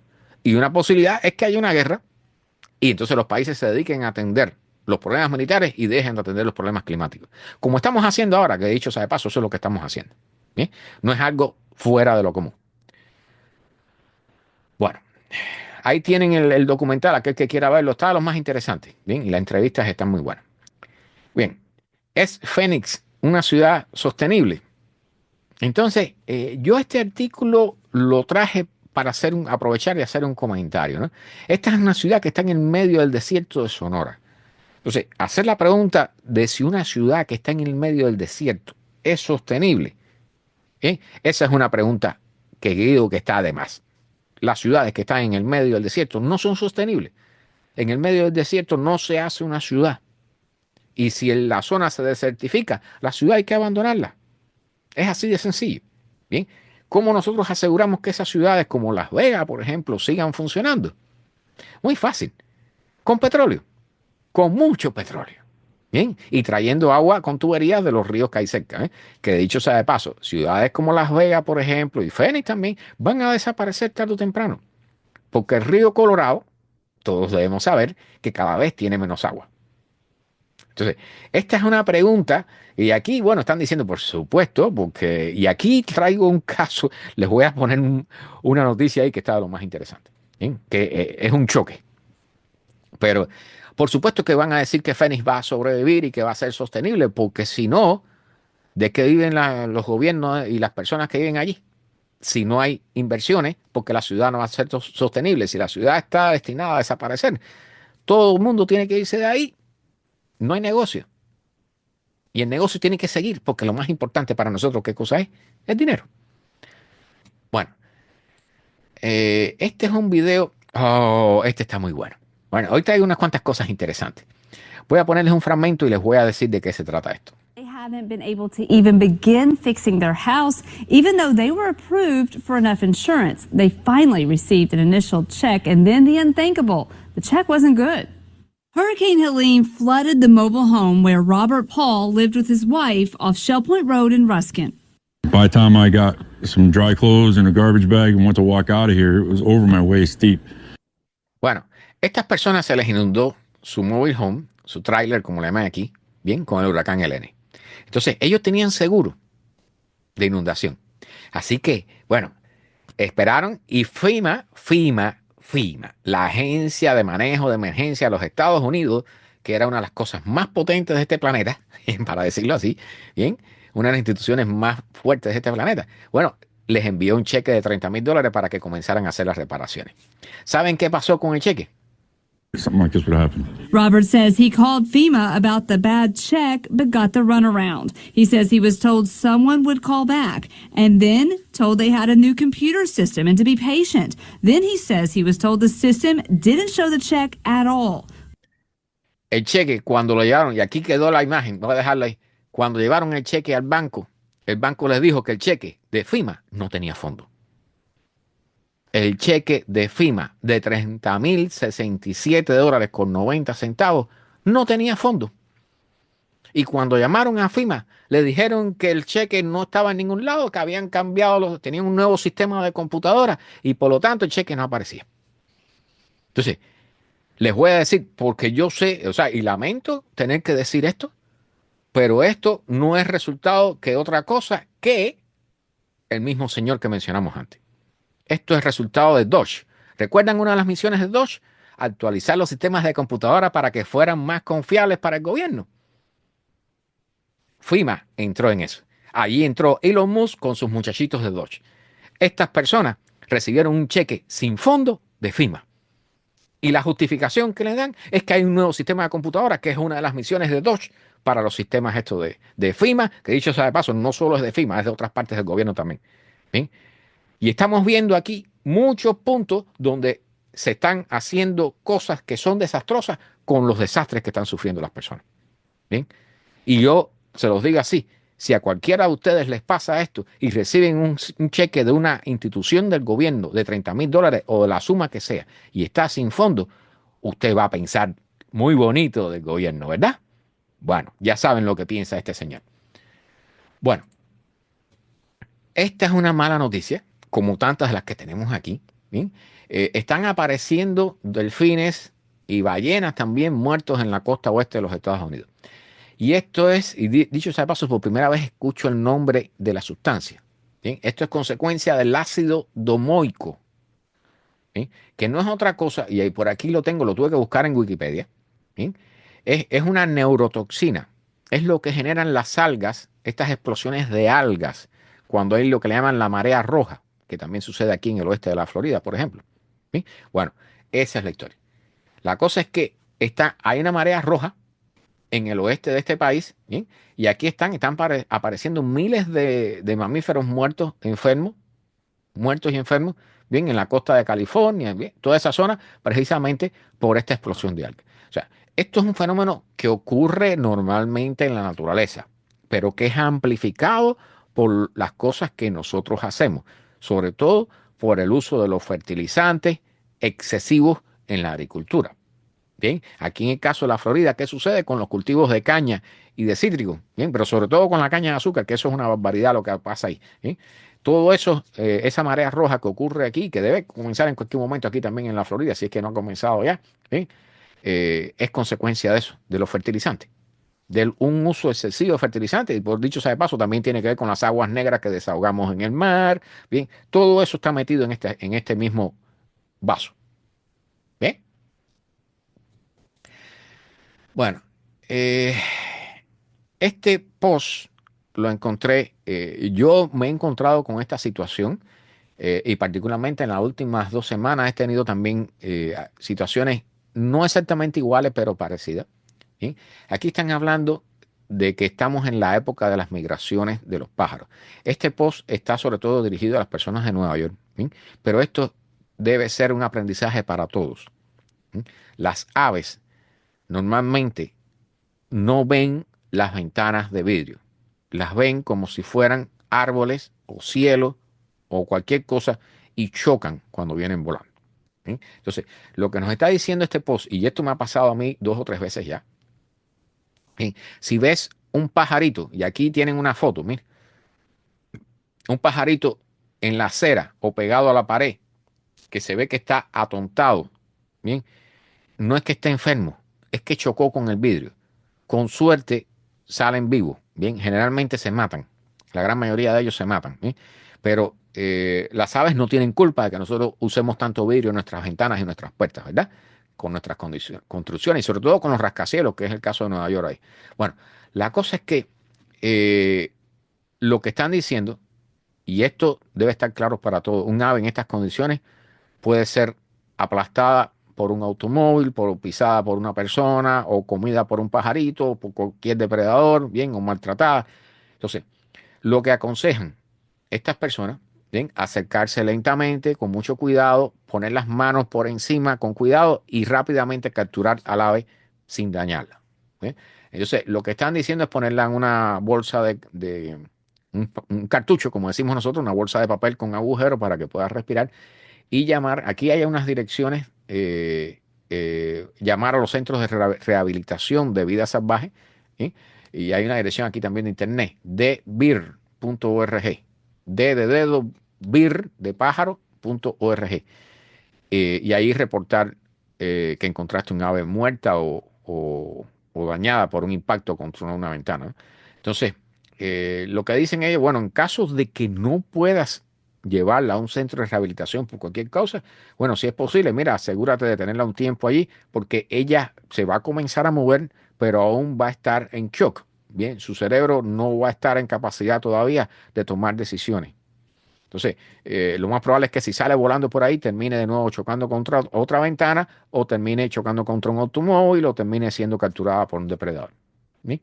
Esto es algo que todos podemos hacer. Dicho sea de paso, yo he tenido 2 casos de pajaritos golpeados por automóviles en el Turpay, aquí en la Florida. Los he visto, ya los he visto. Y estoy comenzando a tratar de entrenarme yo, de adaptarme a la idea de si veo un ave en esas condiciones, detener el auto y rescatarla si es posible, ¿eh? O sea, realmente ya vi, bueno, la última que vi, bueno, ya definitivamente estaba muerta, ¿no? Pero realmente las aves sufren mucho con nosotros. Recuerden que los gatos, solamente los gatos que las personas dejan salir de sus casas aquí en los Estados Unidos, matan 1.000 millones de pájaros todos los años. ¿Bien? Bien, estamos ya enfocándonos en el final. Temperaturas más calientes están activando las tierras húmedas, lo que llamamos humedales, los pantanos. Bien, están activando los microbios que emiten metano, los activan para que emitan más metano. Al haber temperaturas más altas, los humedales están emitiendo más metano. ¿Cuál es el problema con el metano? El metano es un gas de efecto invernadero, al igual que el CO2, por ejemplo, y el vapor de agua, dicho sea de paso. Pero el metano tiene 2 diferencias fundamentales con el CO2. Una es que solamente dura entre 10, 15, 20 días en la atmósfera, porque después se descompone por los rayos ultravioletas del sol, pero es entre 80 y 120 veces más potente que el CO2 como gas de efecto invernadero. Entonces, en ese corto tiempo de vida que está en la atmósfera, va a estar calentando la atmósfera mucho más que lo que la calienta el CO2. Ahora, el CO2 va a estar miles de años aquí. Bien, ese es otro tema. Pero el problema con el metano, entonces, es que estamos muy preocupados porque sabemos que está saliendo del fondo del mar, está saliendo del fondo del mar Ártico, del océano Ártico, por ejemplo, del permafrost que se está derritiendo, ¿bien? Que dicho sea de paso, es una de las últimas noticias que traigo sobre eso. Y ahora sabemos que las tierras húmedas, los humedales, los pantanos, ¿bien?, se activan con el aumento de la temperatura provocado por el calentamiento global, se activan y comienzan a emitir más metano. Ahora, ¿cuál es la cosa que plantean aquí? Dicho sea de paso, el metano es responsable por cerca del 19% de todo el calentamiento global. ¿Bien? O sea, a pesar de que es un gas que dura muy poco tiempo en la atmósfera, es responsable por alrededor del 19% de todo el calentamiento global. en nuestra atmósfera. ¿Bien? Este es un dato de la NOAA, nuestra amiga la NOAA. ¿Bien? Entonces, lo que han encontrado estos científicos que han hecho un experimento y han encontrado dos cosas importantes. Una es que con el aumento de la temperatura se incrementan la actividad de los microbios que emiten metano. ¿Bien? Pero al aumentar la temperatura también se supone que aumenta el CO2, porque el aumento del CO2 es el que genera el aumento de la temperatura. ¿Bien? Entonces, cuando han simulado ambas condiciones, aumento de CO2 y aumento de temperatura, entonces se produce un fenómeno en el cual ciertos microbios descomponen el metano que está produciendo los otros microbios. ¿Bien? Hay dos tipos de microbios, los aeróbicos y los anaeróbicos. Entonces, los anaeróbicos producen metano en grandes cantidades y se incrementa su producción con el calor, con el aumento de la temperatura. Pero los otros han aprendido a descomponer el metano que producen estos otros microbios, bien, lo descomponen y terminan como CO2, como dióxido de carbono, ¿sí? Que es un gas que también tiene efecto de invernadero, pero menos que el metano. Entonces, lo que están diciendo ellos es que han demostrado que con el aumento de las temperaturas se genera mayor cantidad de metano en las tierras húmedas, pero producto del aumento de la actividad de otro tipo de microbios, pues entonces las cantidades de metano no son tan elevadas como pudieran llegar a ser. De todas formas, es preocupante. Es un factor extra que no conocíamos y que tenemos que agregar a las fórmulas de nuestros modelos. Bien, para el verano del 2025, cerca de la mitad de los Estados Unidos se espera que sea anormalmente caliente y seco. Anormalmente caliente y seco. O sea, no es normalmente, es anormalmente, con una A adelante. Y esto implica algo fuera de lo común. Mucho más caliente y mucho más seco de lo que estamos acostumbrados. Esto tiene que ver en parte con el hecho de que la niña ya prácticamente no tiene nada que ver ya con nosotros. Bien, la niña prácticamente ya está muerta, para decirlo así. Bien, y entonces estamos en un estado neutral. Bien, entonces, en condiciones neutrales, el clima, el movimiento de las masas de aire es menos predecible. Así que estamos en unas condiciones donde es más difícil pronosticar meteorológicamente hablando, hacer los pronósticos de meteorología. Bien, entonces, dice el amigo César, Zoraida dice, esta noticia no me sorprende porque se han estado robando el dinero. No lo dudo, no lo dudo. César dice, nosotros acabamos de salvar una ardilla a base de biberón. Genial, César. Sí, me mandaste la foto, genial eso. Zoraida dice, ya estamos calientes. Aquí yo todos los días yo chequeo, y háganse costumbre de esto, chequeo el termómetro que tiene mi automóvil. Si no tiene uno, pues cómprense uno e instálenlo, ¿no? Pero el termómetro para medir la temperatura externa de la atmósfera, bien, yo tengo una estación meteorológica también en mi casa, y están habiendo 82, 83 grados, 85, y se siente caliente. Se siente caliente aquí en Miami, bien. Así que cuando lleguemos a 92, 93, como ha habido el año pasado, bueno, no sé, esto se va a poner feo. Bien, la cuestión es que lo que están diciendo, dicho sea de paso, hay una sequía aquí en el sur de la Florida horrible. Si ustedes no se han dado cuenta, miren el pasto verde de las casitas, de las casas. Miren cómo está todo el pasto seco. Hay sequía grave en la Florida.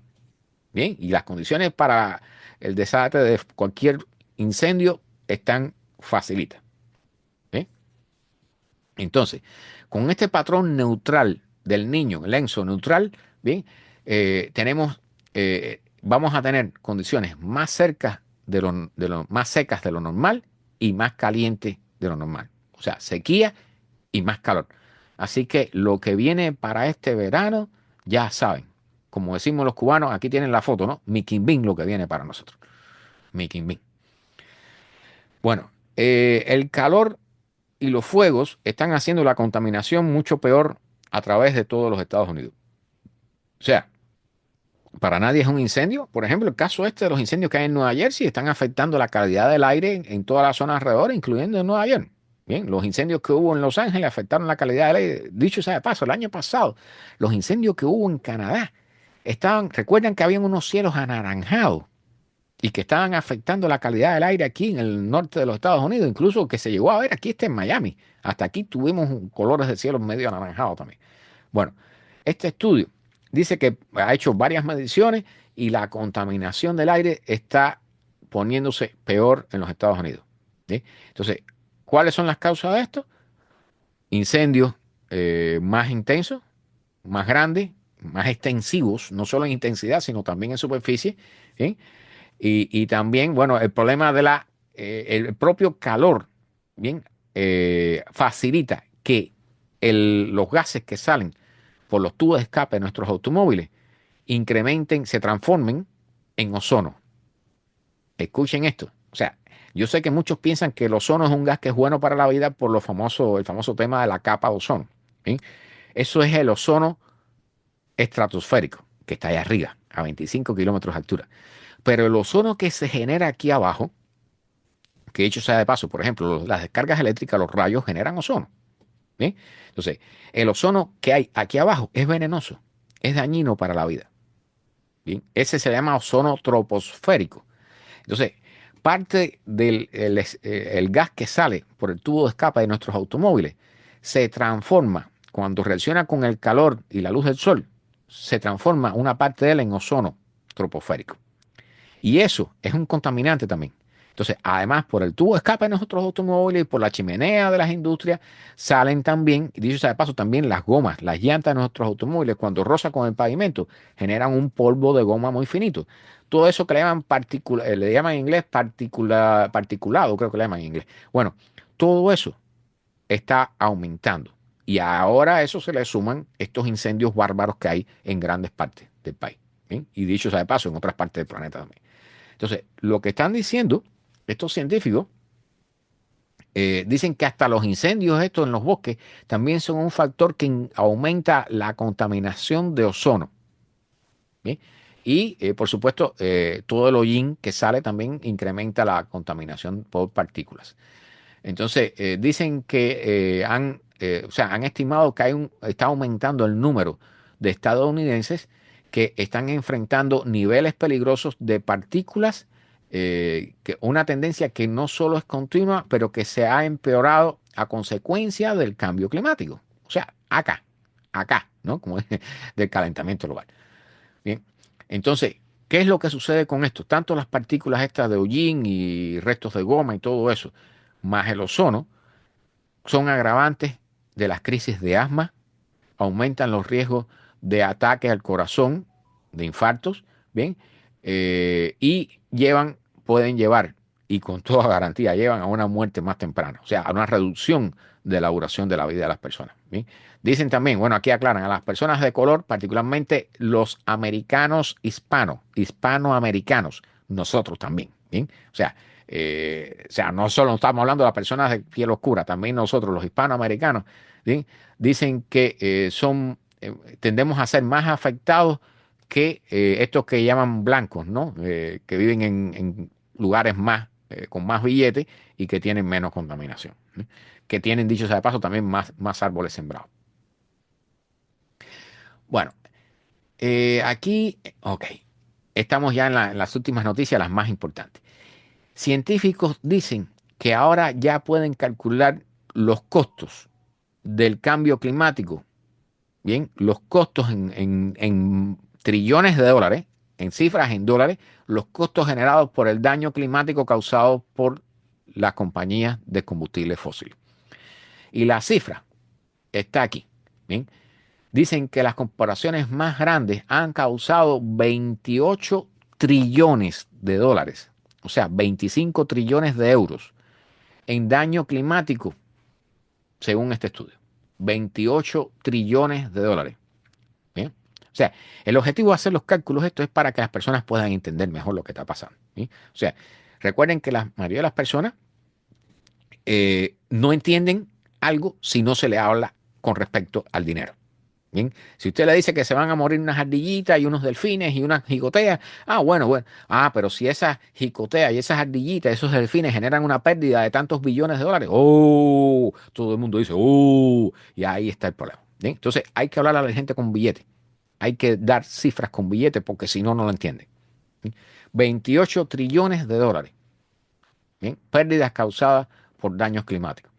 Entonces, dicen que aquí han analizado 111 compañías, más de la mitad de las cuales viene, o sea, más de la mitad del total de este total en daños por dólares viene de 10 compañías de combustibles fósiles: Saudi Aramco, Gazprom, que es la rusa, ¿sí? Chevron, ExxonMobil, BP, que es la del Reino Unido, Shell, National, o sea, la compañía nacional de petróleo de Irán, ¿sí? Pemex, que es Petróleos Mexicanos, Coal India, que es India, Carbón de la India, ¿sí? Y la compañía británica, la Corporación Británica del Carbón, ¿sí? Entonces, y ahí, bueno, esos son algunos nombres, ¿no? Ahí analizaron 111 compañías, ¿sí? Entonces dicen que esa cifra es un equivalente, es un poco menos, un poquitito menos que la suma de todos los productos y servicios producidos en los Estados Unidos en el año 2024. ¿Okay? Esa cifra es equivalente a toda la economía de los Estados Unidos en el 2024, para que tengan una idea de los costos que está generando esto. Y esos costos van a ir aumentando en la medida que haya mayores desastres climáticos, ¿sí? En el tope de la lista están Saudi Aramco y Gazprom, o sea, los sauditas y los rusos, ¿sí? Que cada uno de ellos ha causado más de 2 trillones de pérdida a lo largo de varias décadas. Bien. O sea, esto es, bueno, imagínense lo que nos tenemos. Hemos elegido esto. Bien. Este es un tema caliente. Y es un tema que hasta a mí me preocupa. O sea, nos tiene que preocupar a todos, particularmente todos los que somos dueños de alguna casa, ¿sí? O que piensan comprarse una casa o un mobile home o algo, ¿sí? ¿Cuál es el riesgo? Esta es una página web de Zillow. O sea, ya cuando tú entras a Zillow, al mercado de vivienda, ya Zillow te brinda una medida, una escala del riesgo climático de la zona donde te quieres comprar la casa o o de la casa que estás visitando con idea de comprar, ¿sí?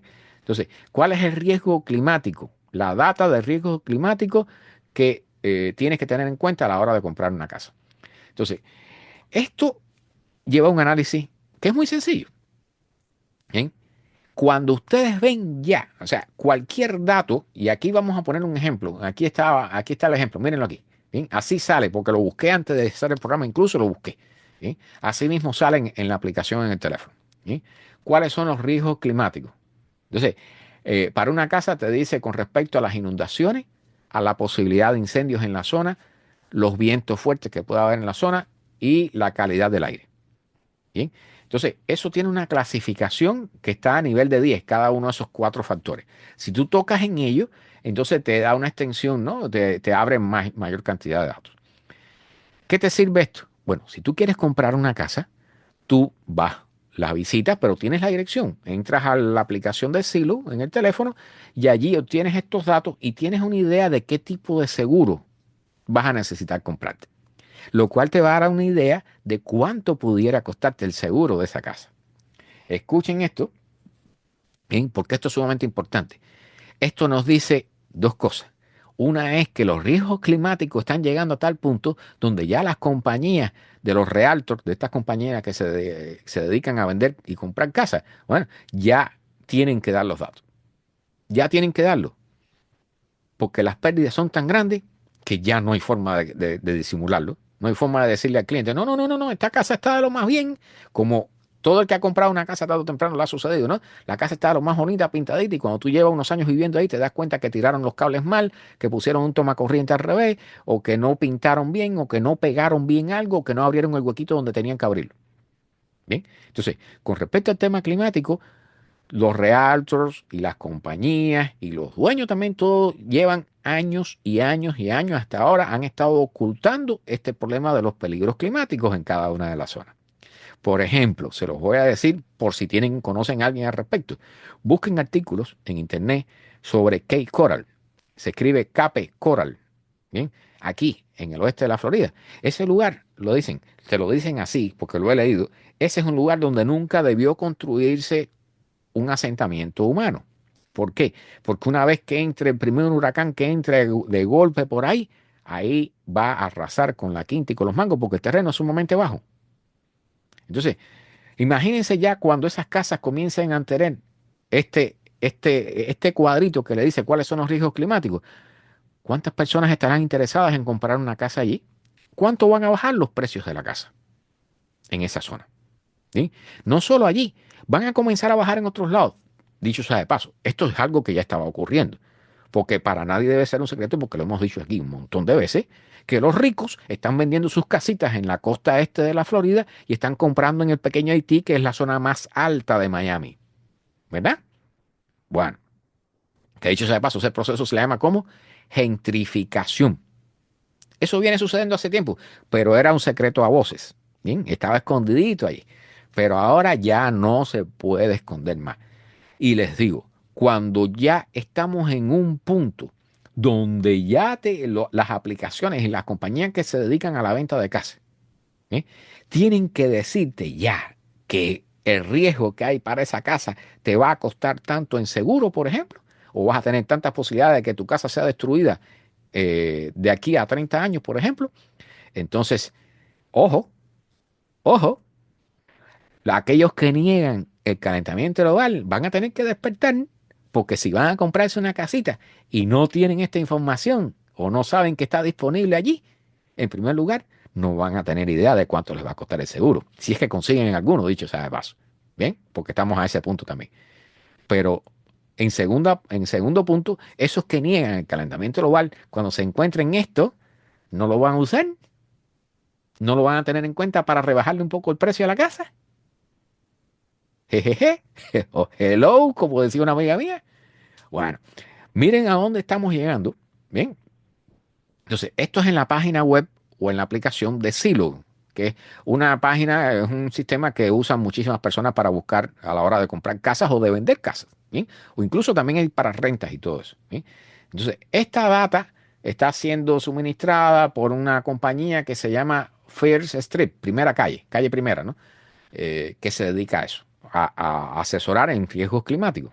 Entonces, yo inmediatamente salí a buscar, a ver, bueno, ahora no tengo casa aquí en Miami, pero bueno, salí a buscar donde yo vivía y digo, bueno, ok, mira, hay tanto de tanto. Te dan un riesgo en una escala de 10, ¿bien?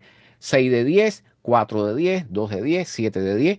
Hay una que revisé y estaba en 9 de 10 para inundación, por ejemplo. Entonces, ya tú sabes que hay el seguro de inundación, te va a costar el ojo de una cara y la mitad del otro. ¿Bien? Si es que lo consigues. Si es que lo consigues, porque ya sabemos que estamos en ese punto, ¿verdad? Bueno, aquí lo tienen. El que quiera buscarlo, no tienen que buscar el artículo. Instalan la aplicación de Zillow o la buscan en la página web, en la computadora, y allí cuando vean una casa, inmediatamente les va a salir ese reporte de riesgo climático, climate risk, riesgo climático. ¿Bien? Va a estar en inglés, pero es fácilmente detectable, y allí las palabras son facilitas, no hay que saber un inglés bárbaro, y está la clasificación en números en una escala de 10, lo cual es entendible por cualquiera que sepa sumar 2 más 2. ¿Bien? Para que nadie se haga el bobo. Así que cuando usted vaya a comprar una casa, usted va a tener la información, entre comillas, aproximadamente, de cuáles pudieran ser los costos de su seguro, qué tipo de seguro va a necesitar, pero también pudiera ser una razón para exigir una rebaja del precio de la casa por determinadas cosas, ¿no? Por determinados riesgos climáticos. Y esto puede cambiar de forma astronómica el mercado de la vivienda en todos los Estados Unidos. Porque los riesgos climáticos ya están en todas partes, ¿verdad? Aquí nadie se va a salvar. Nadie. Entonces, ojo, miren en dónde estamos.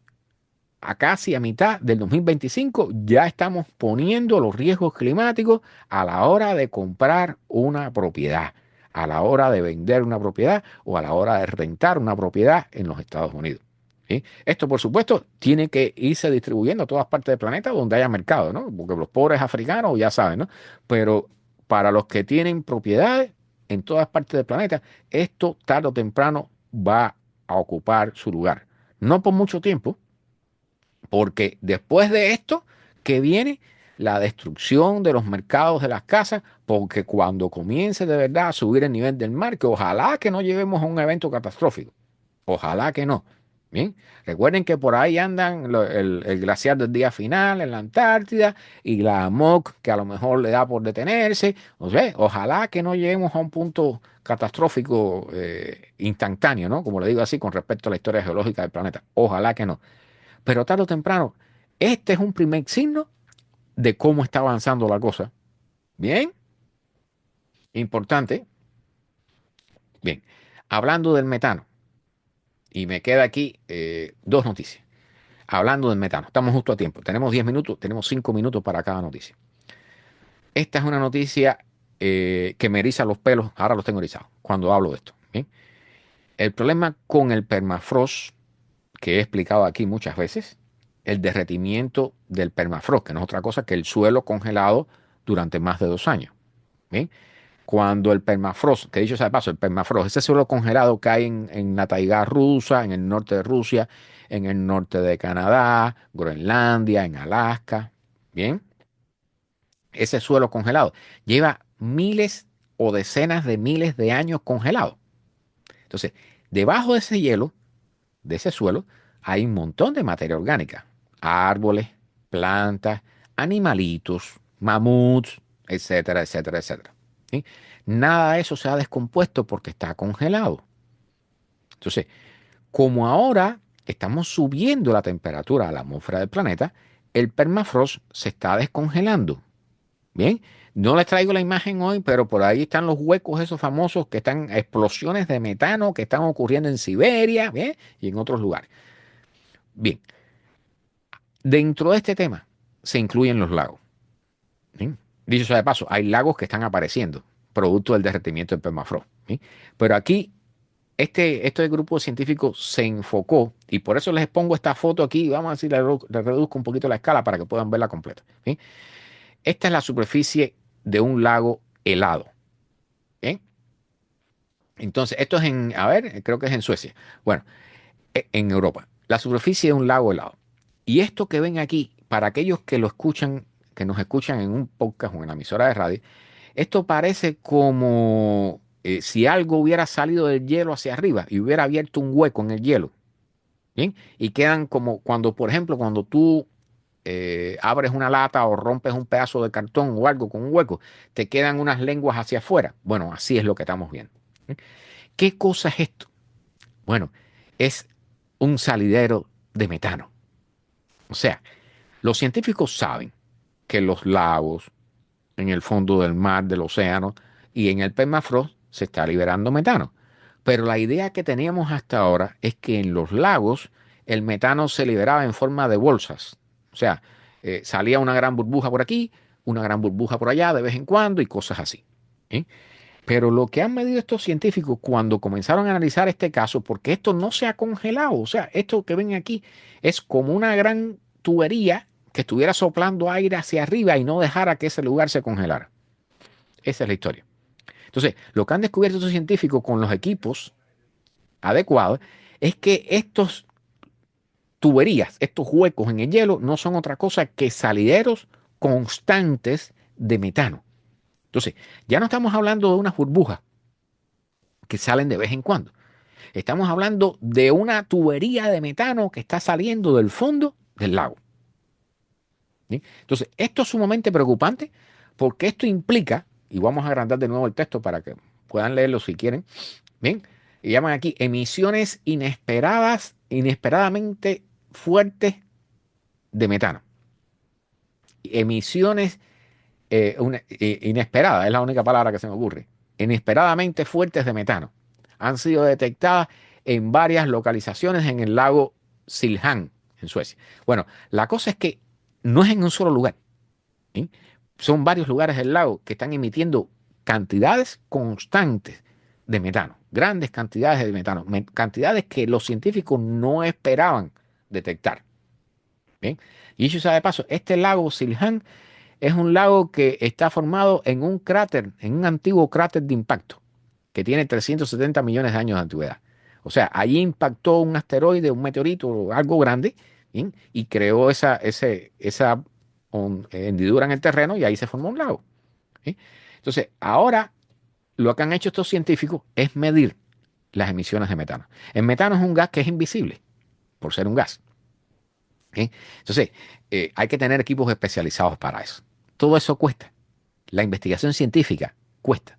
El dinero es importante para la investigación científica. Si no hay dinero, no hay investigación científica. ¿Okay?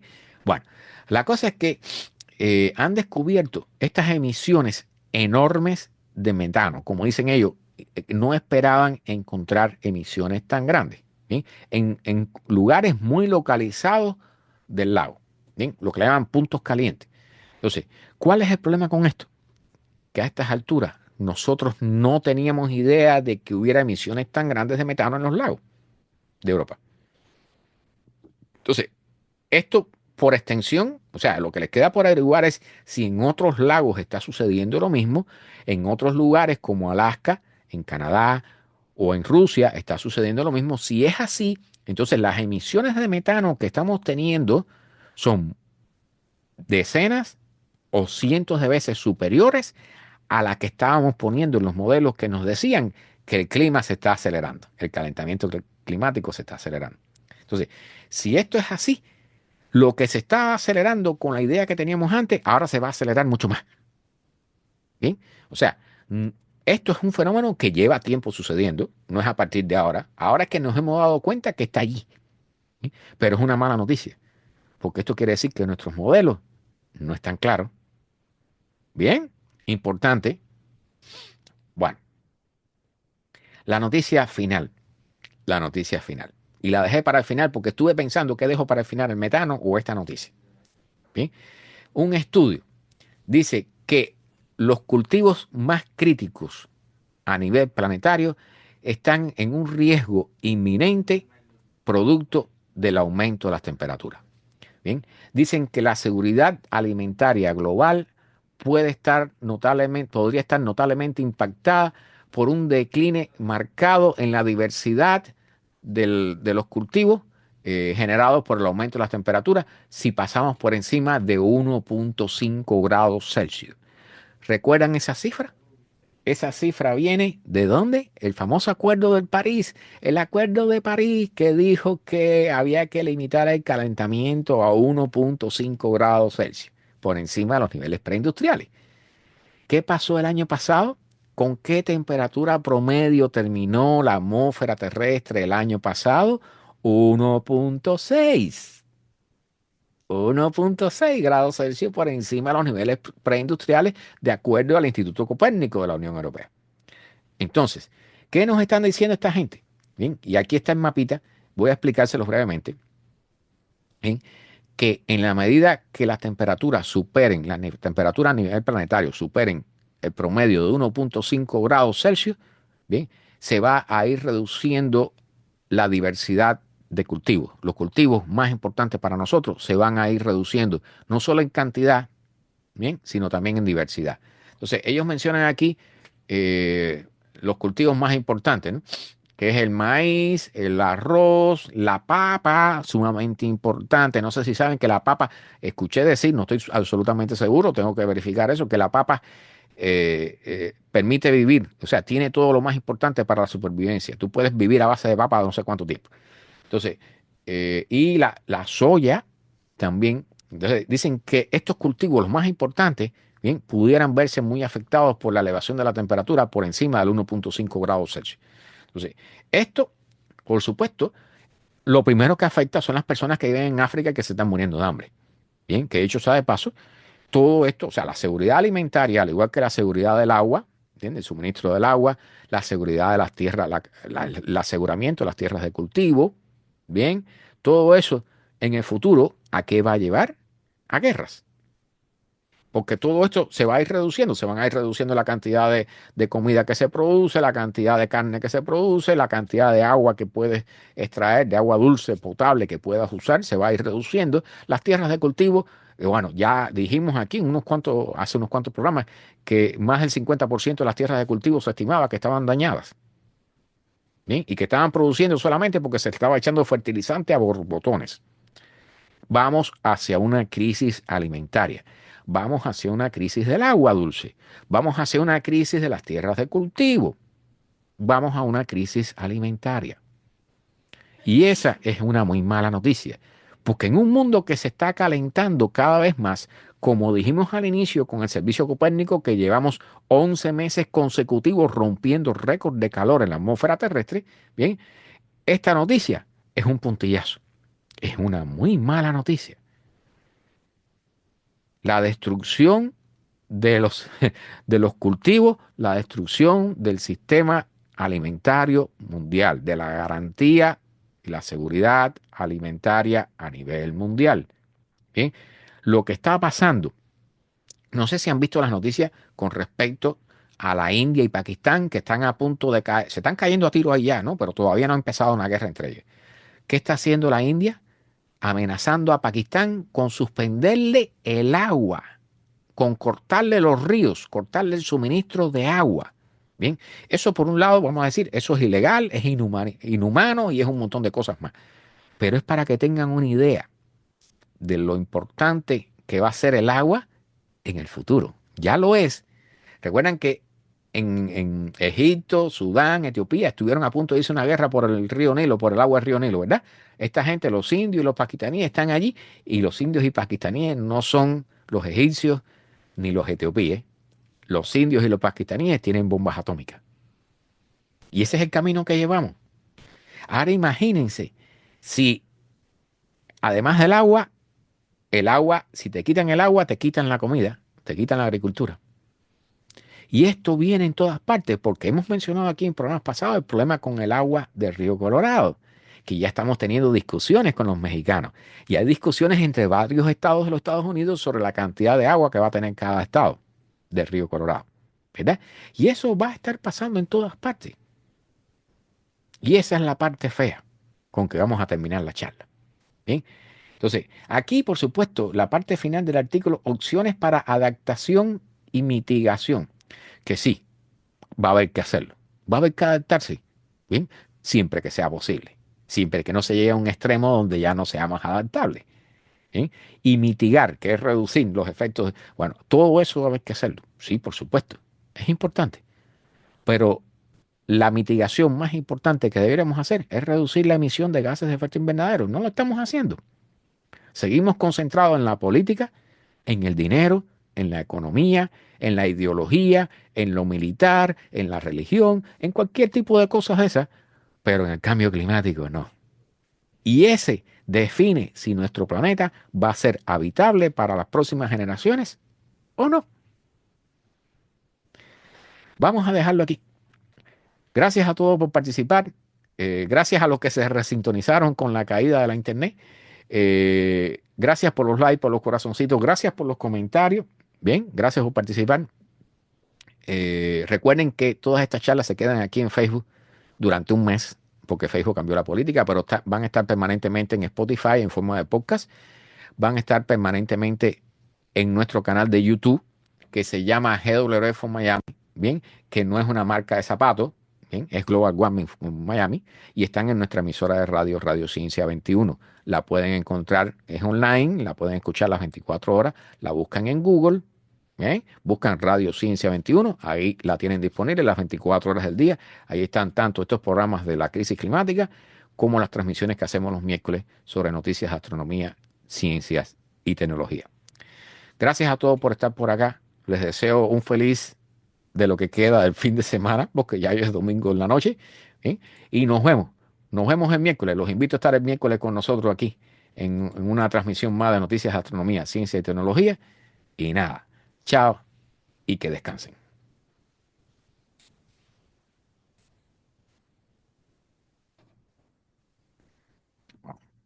Se cayó.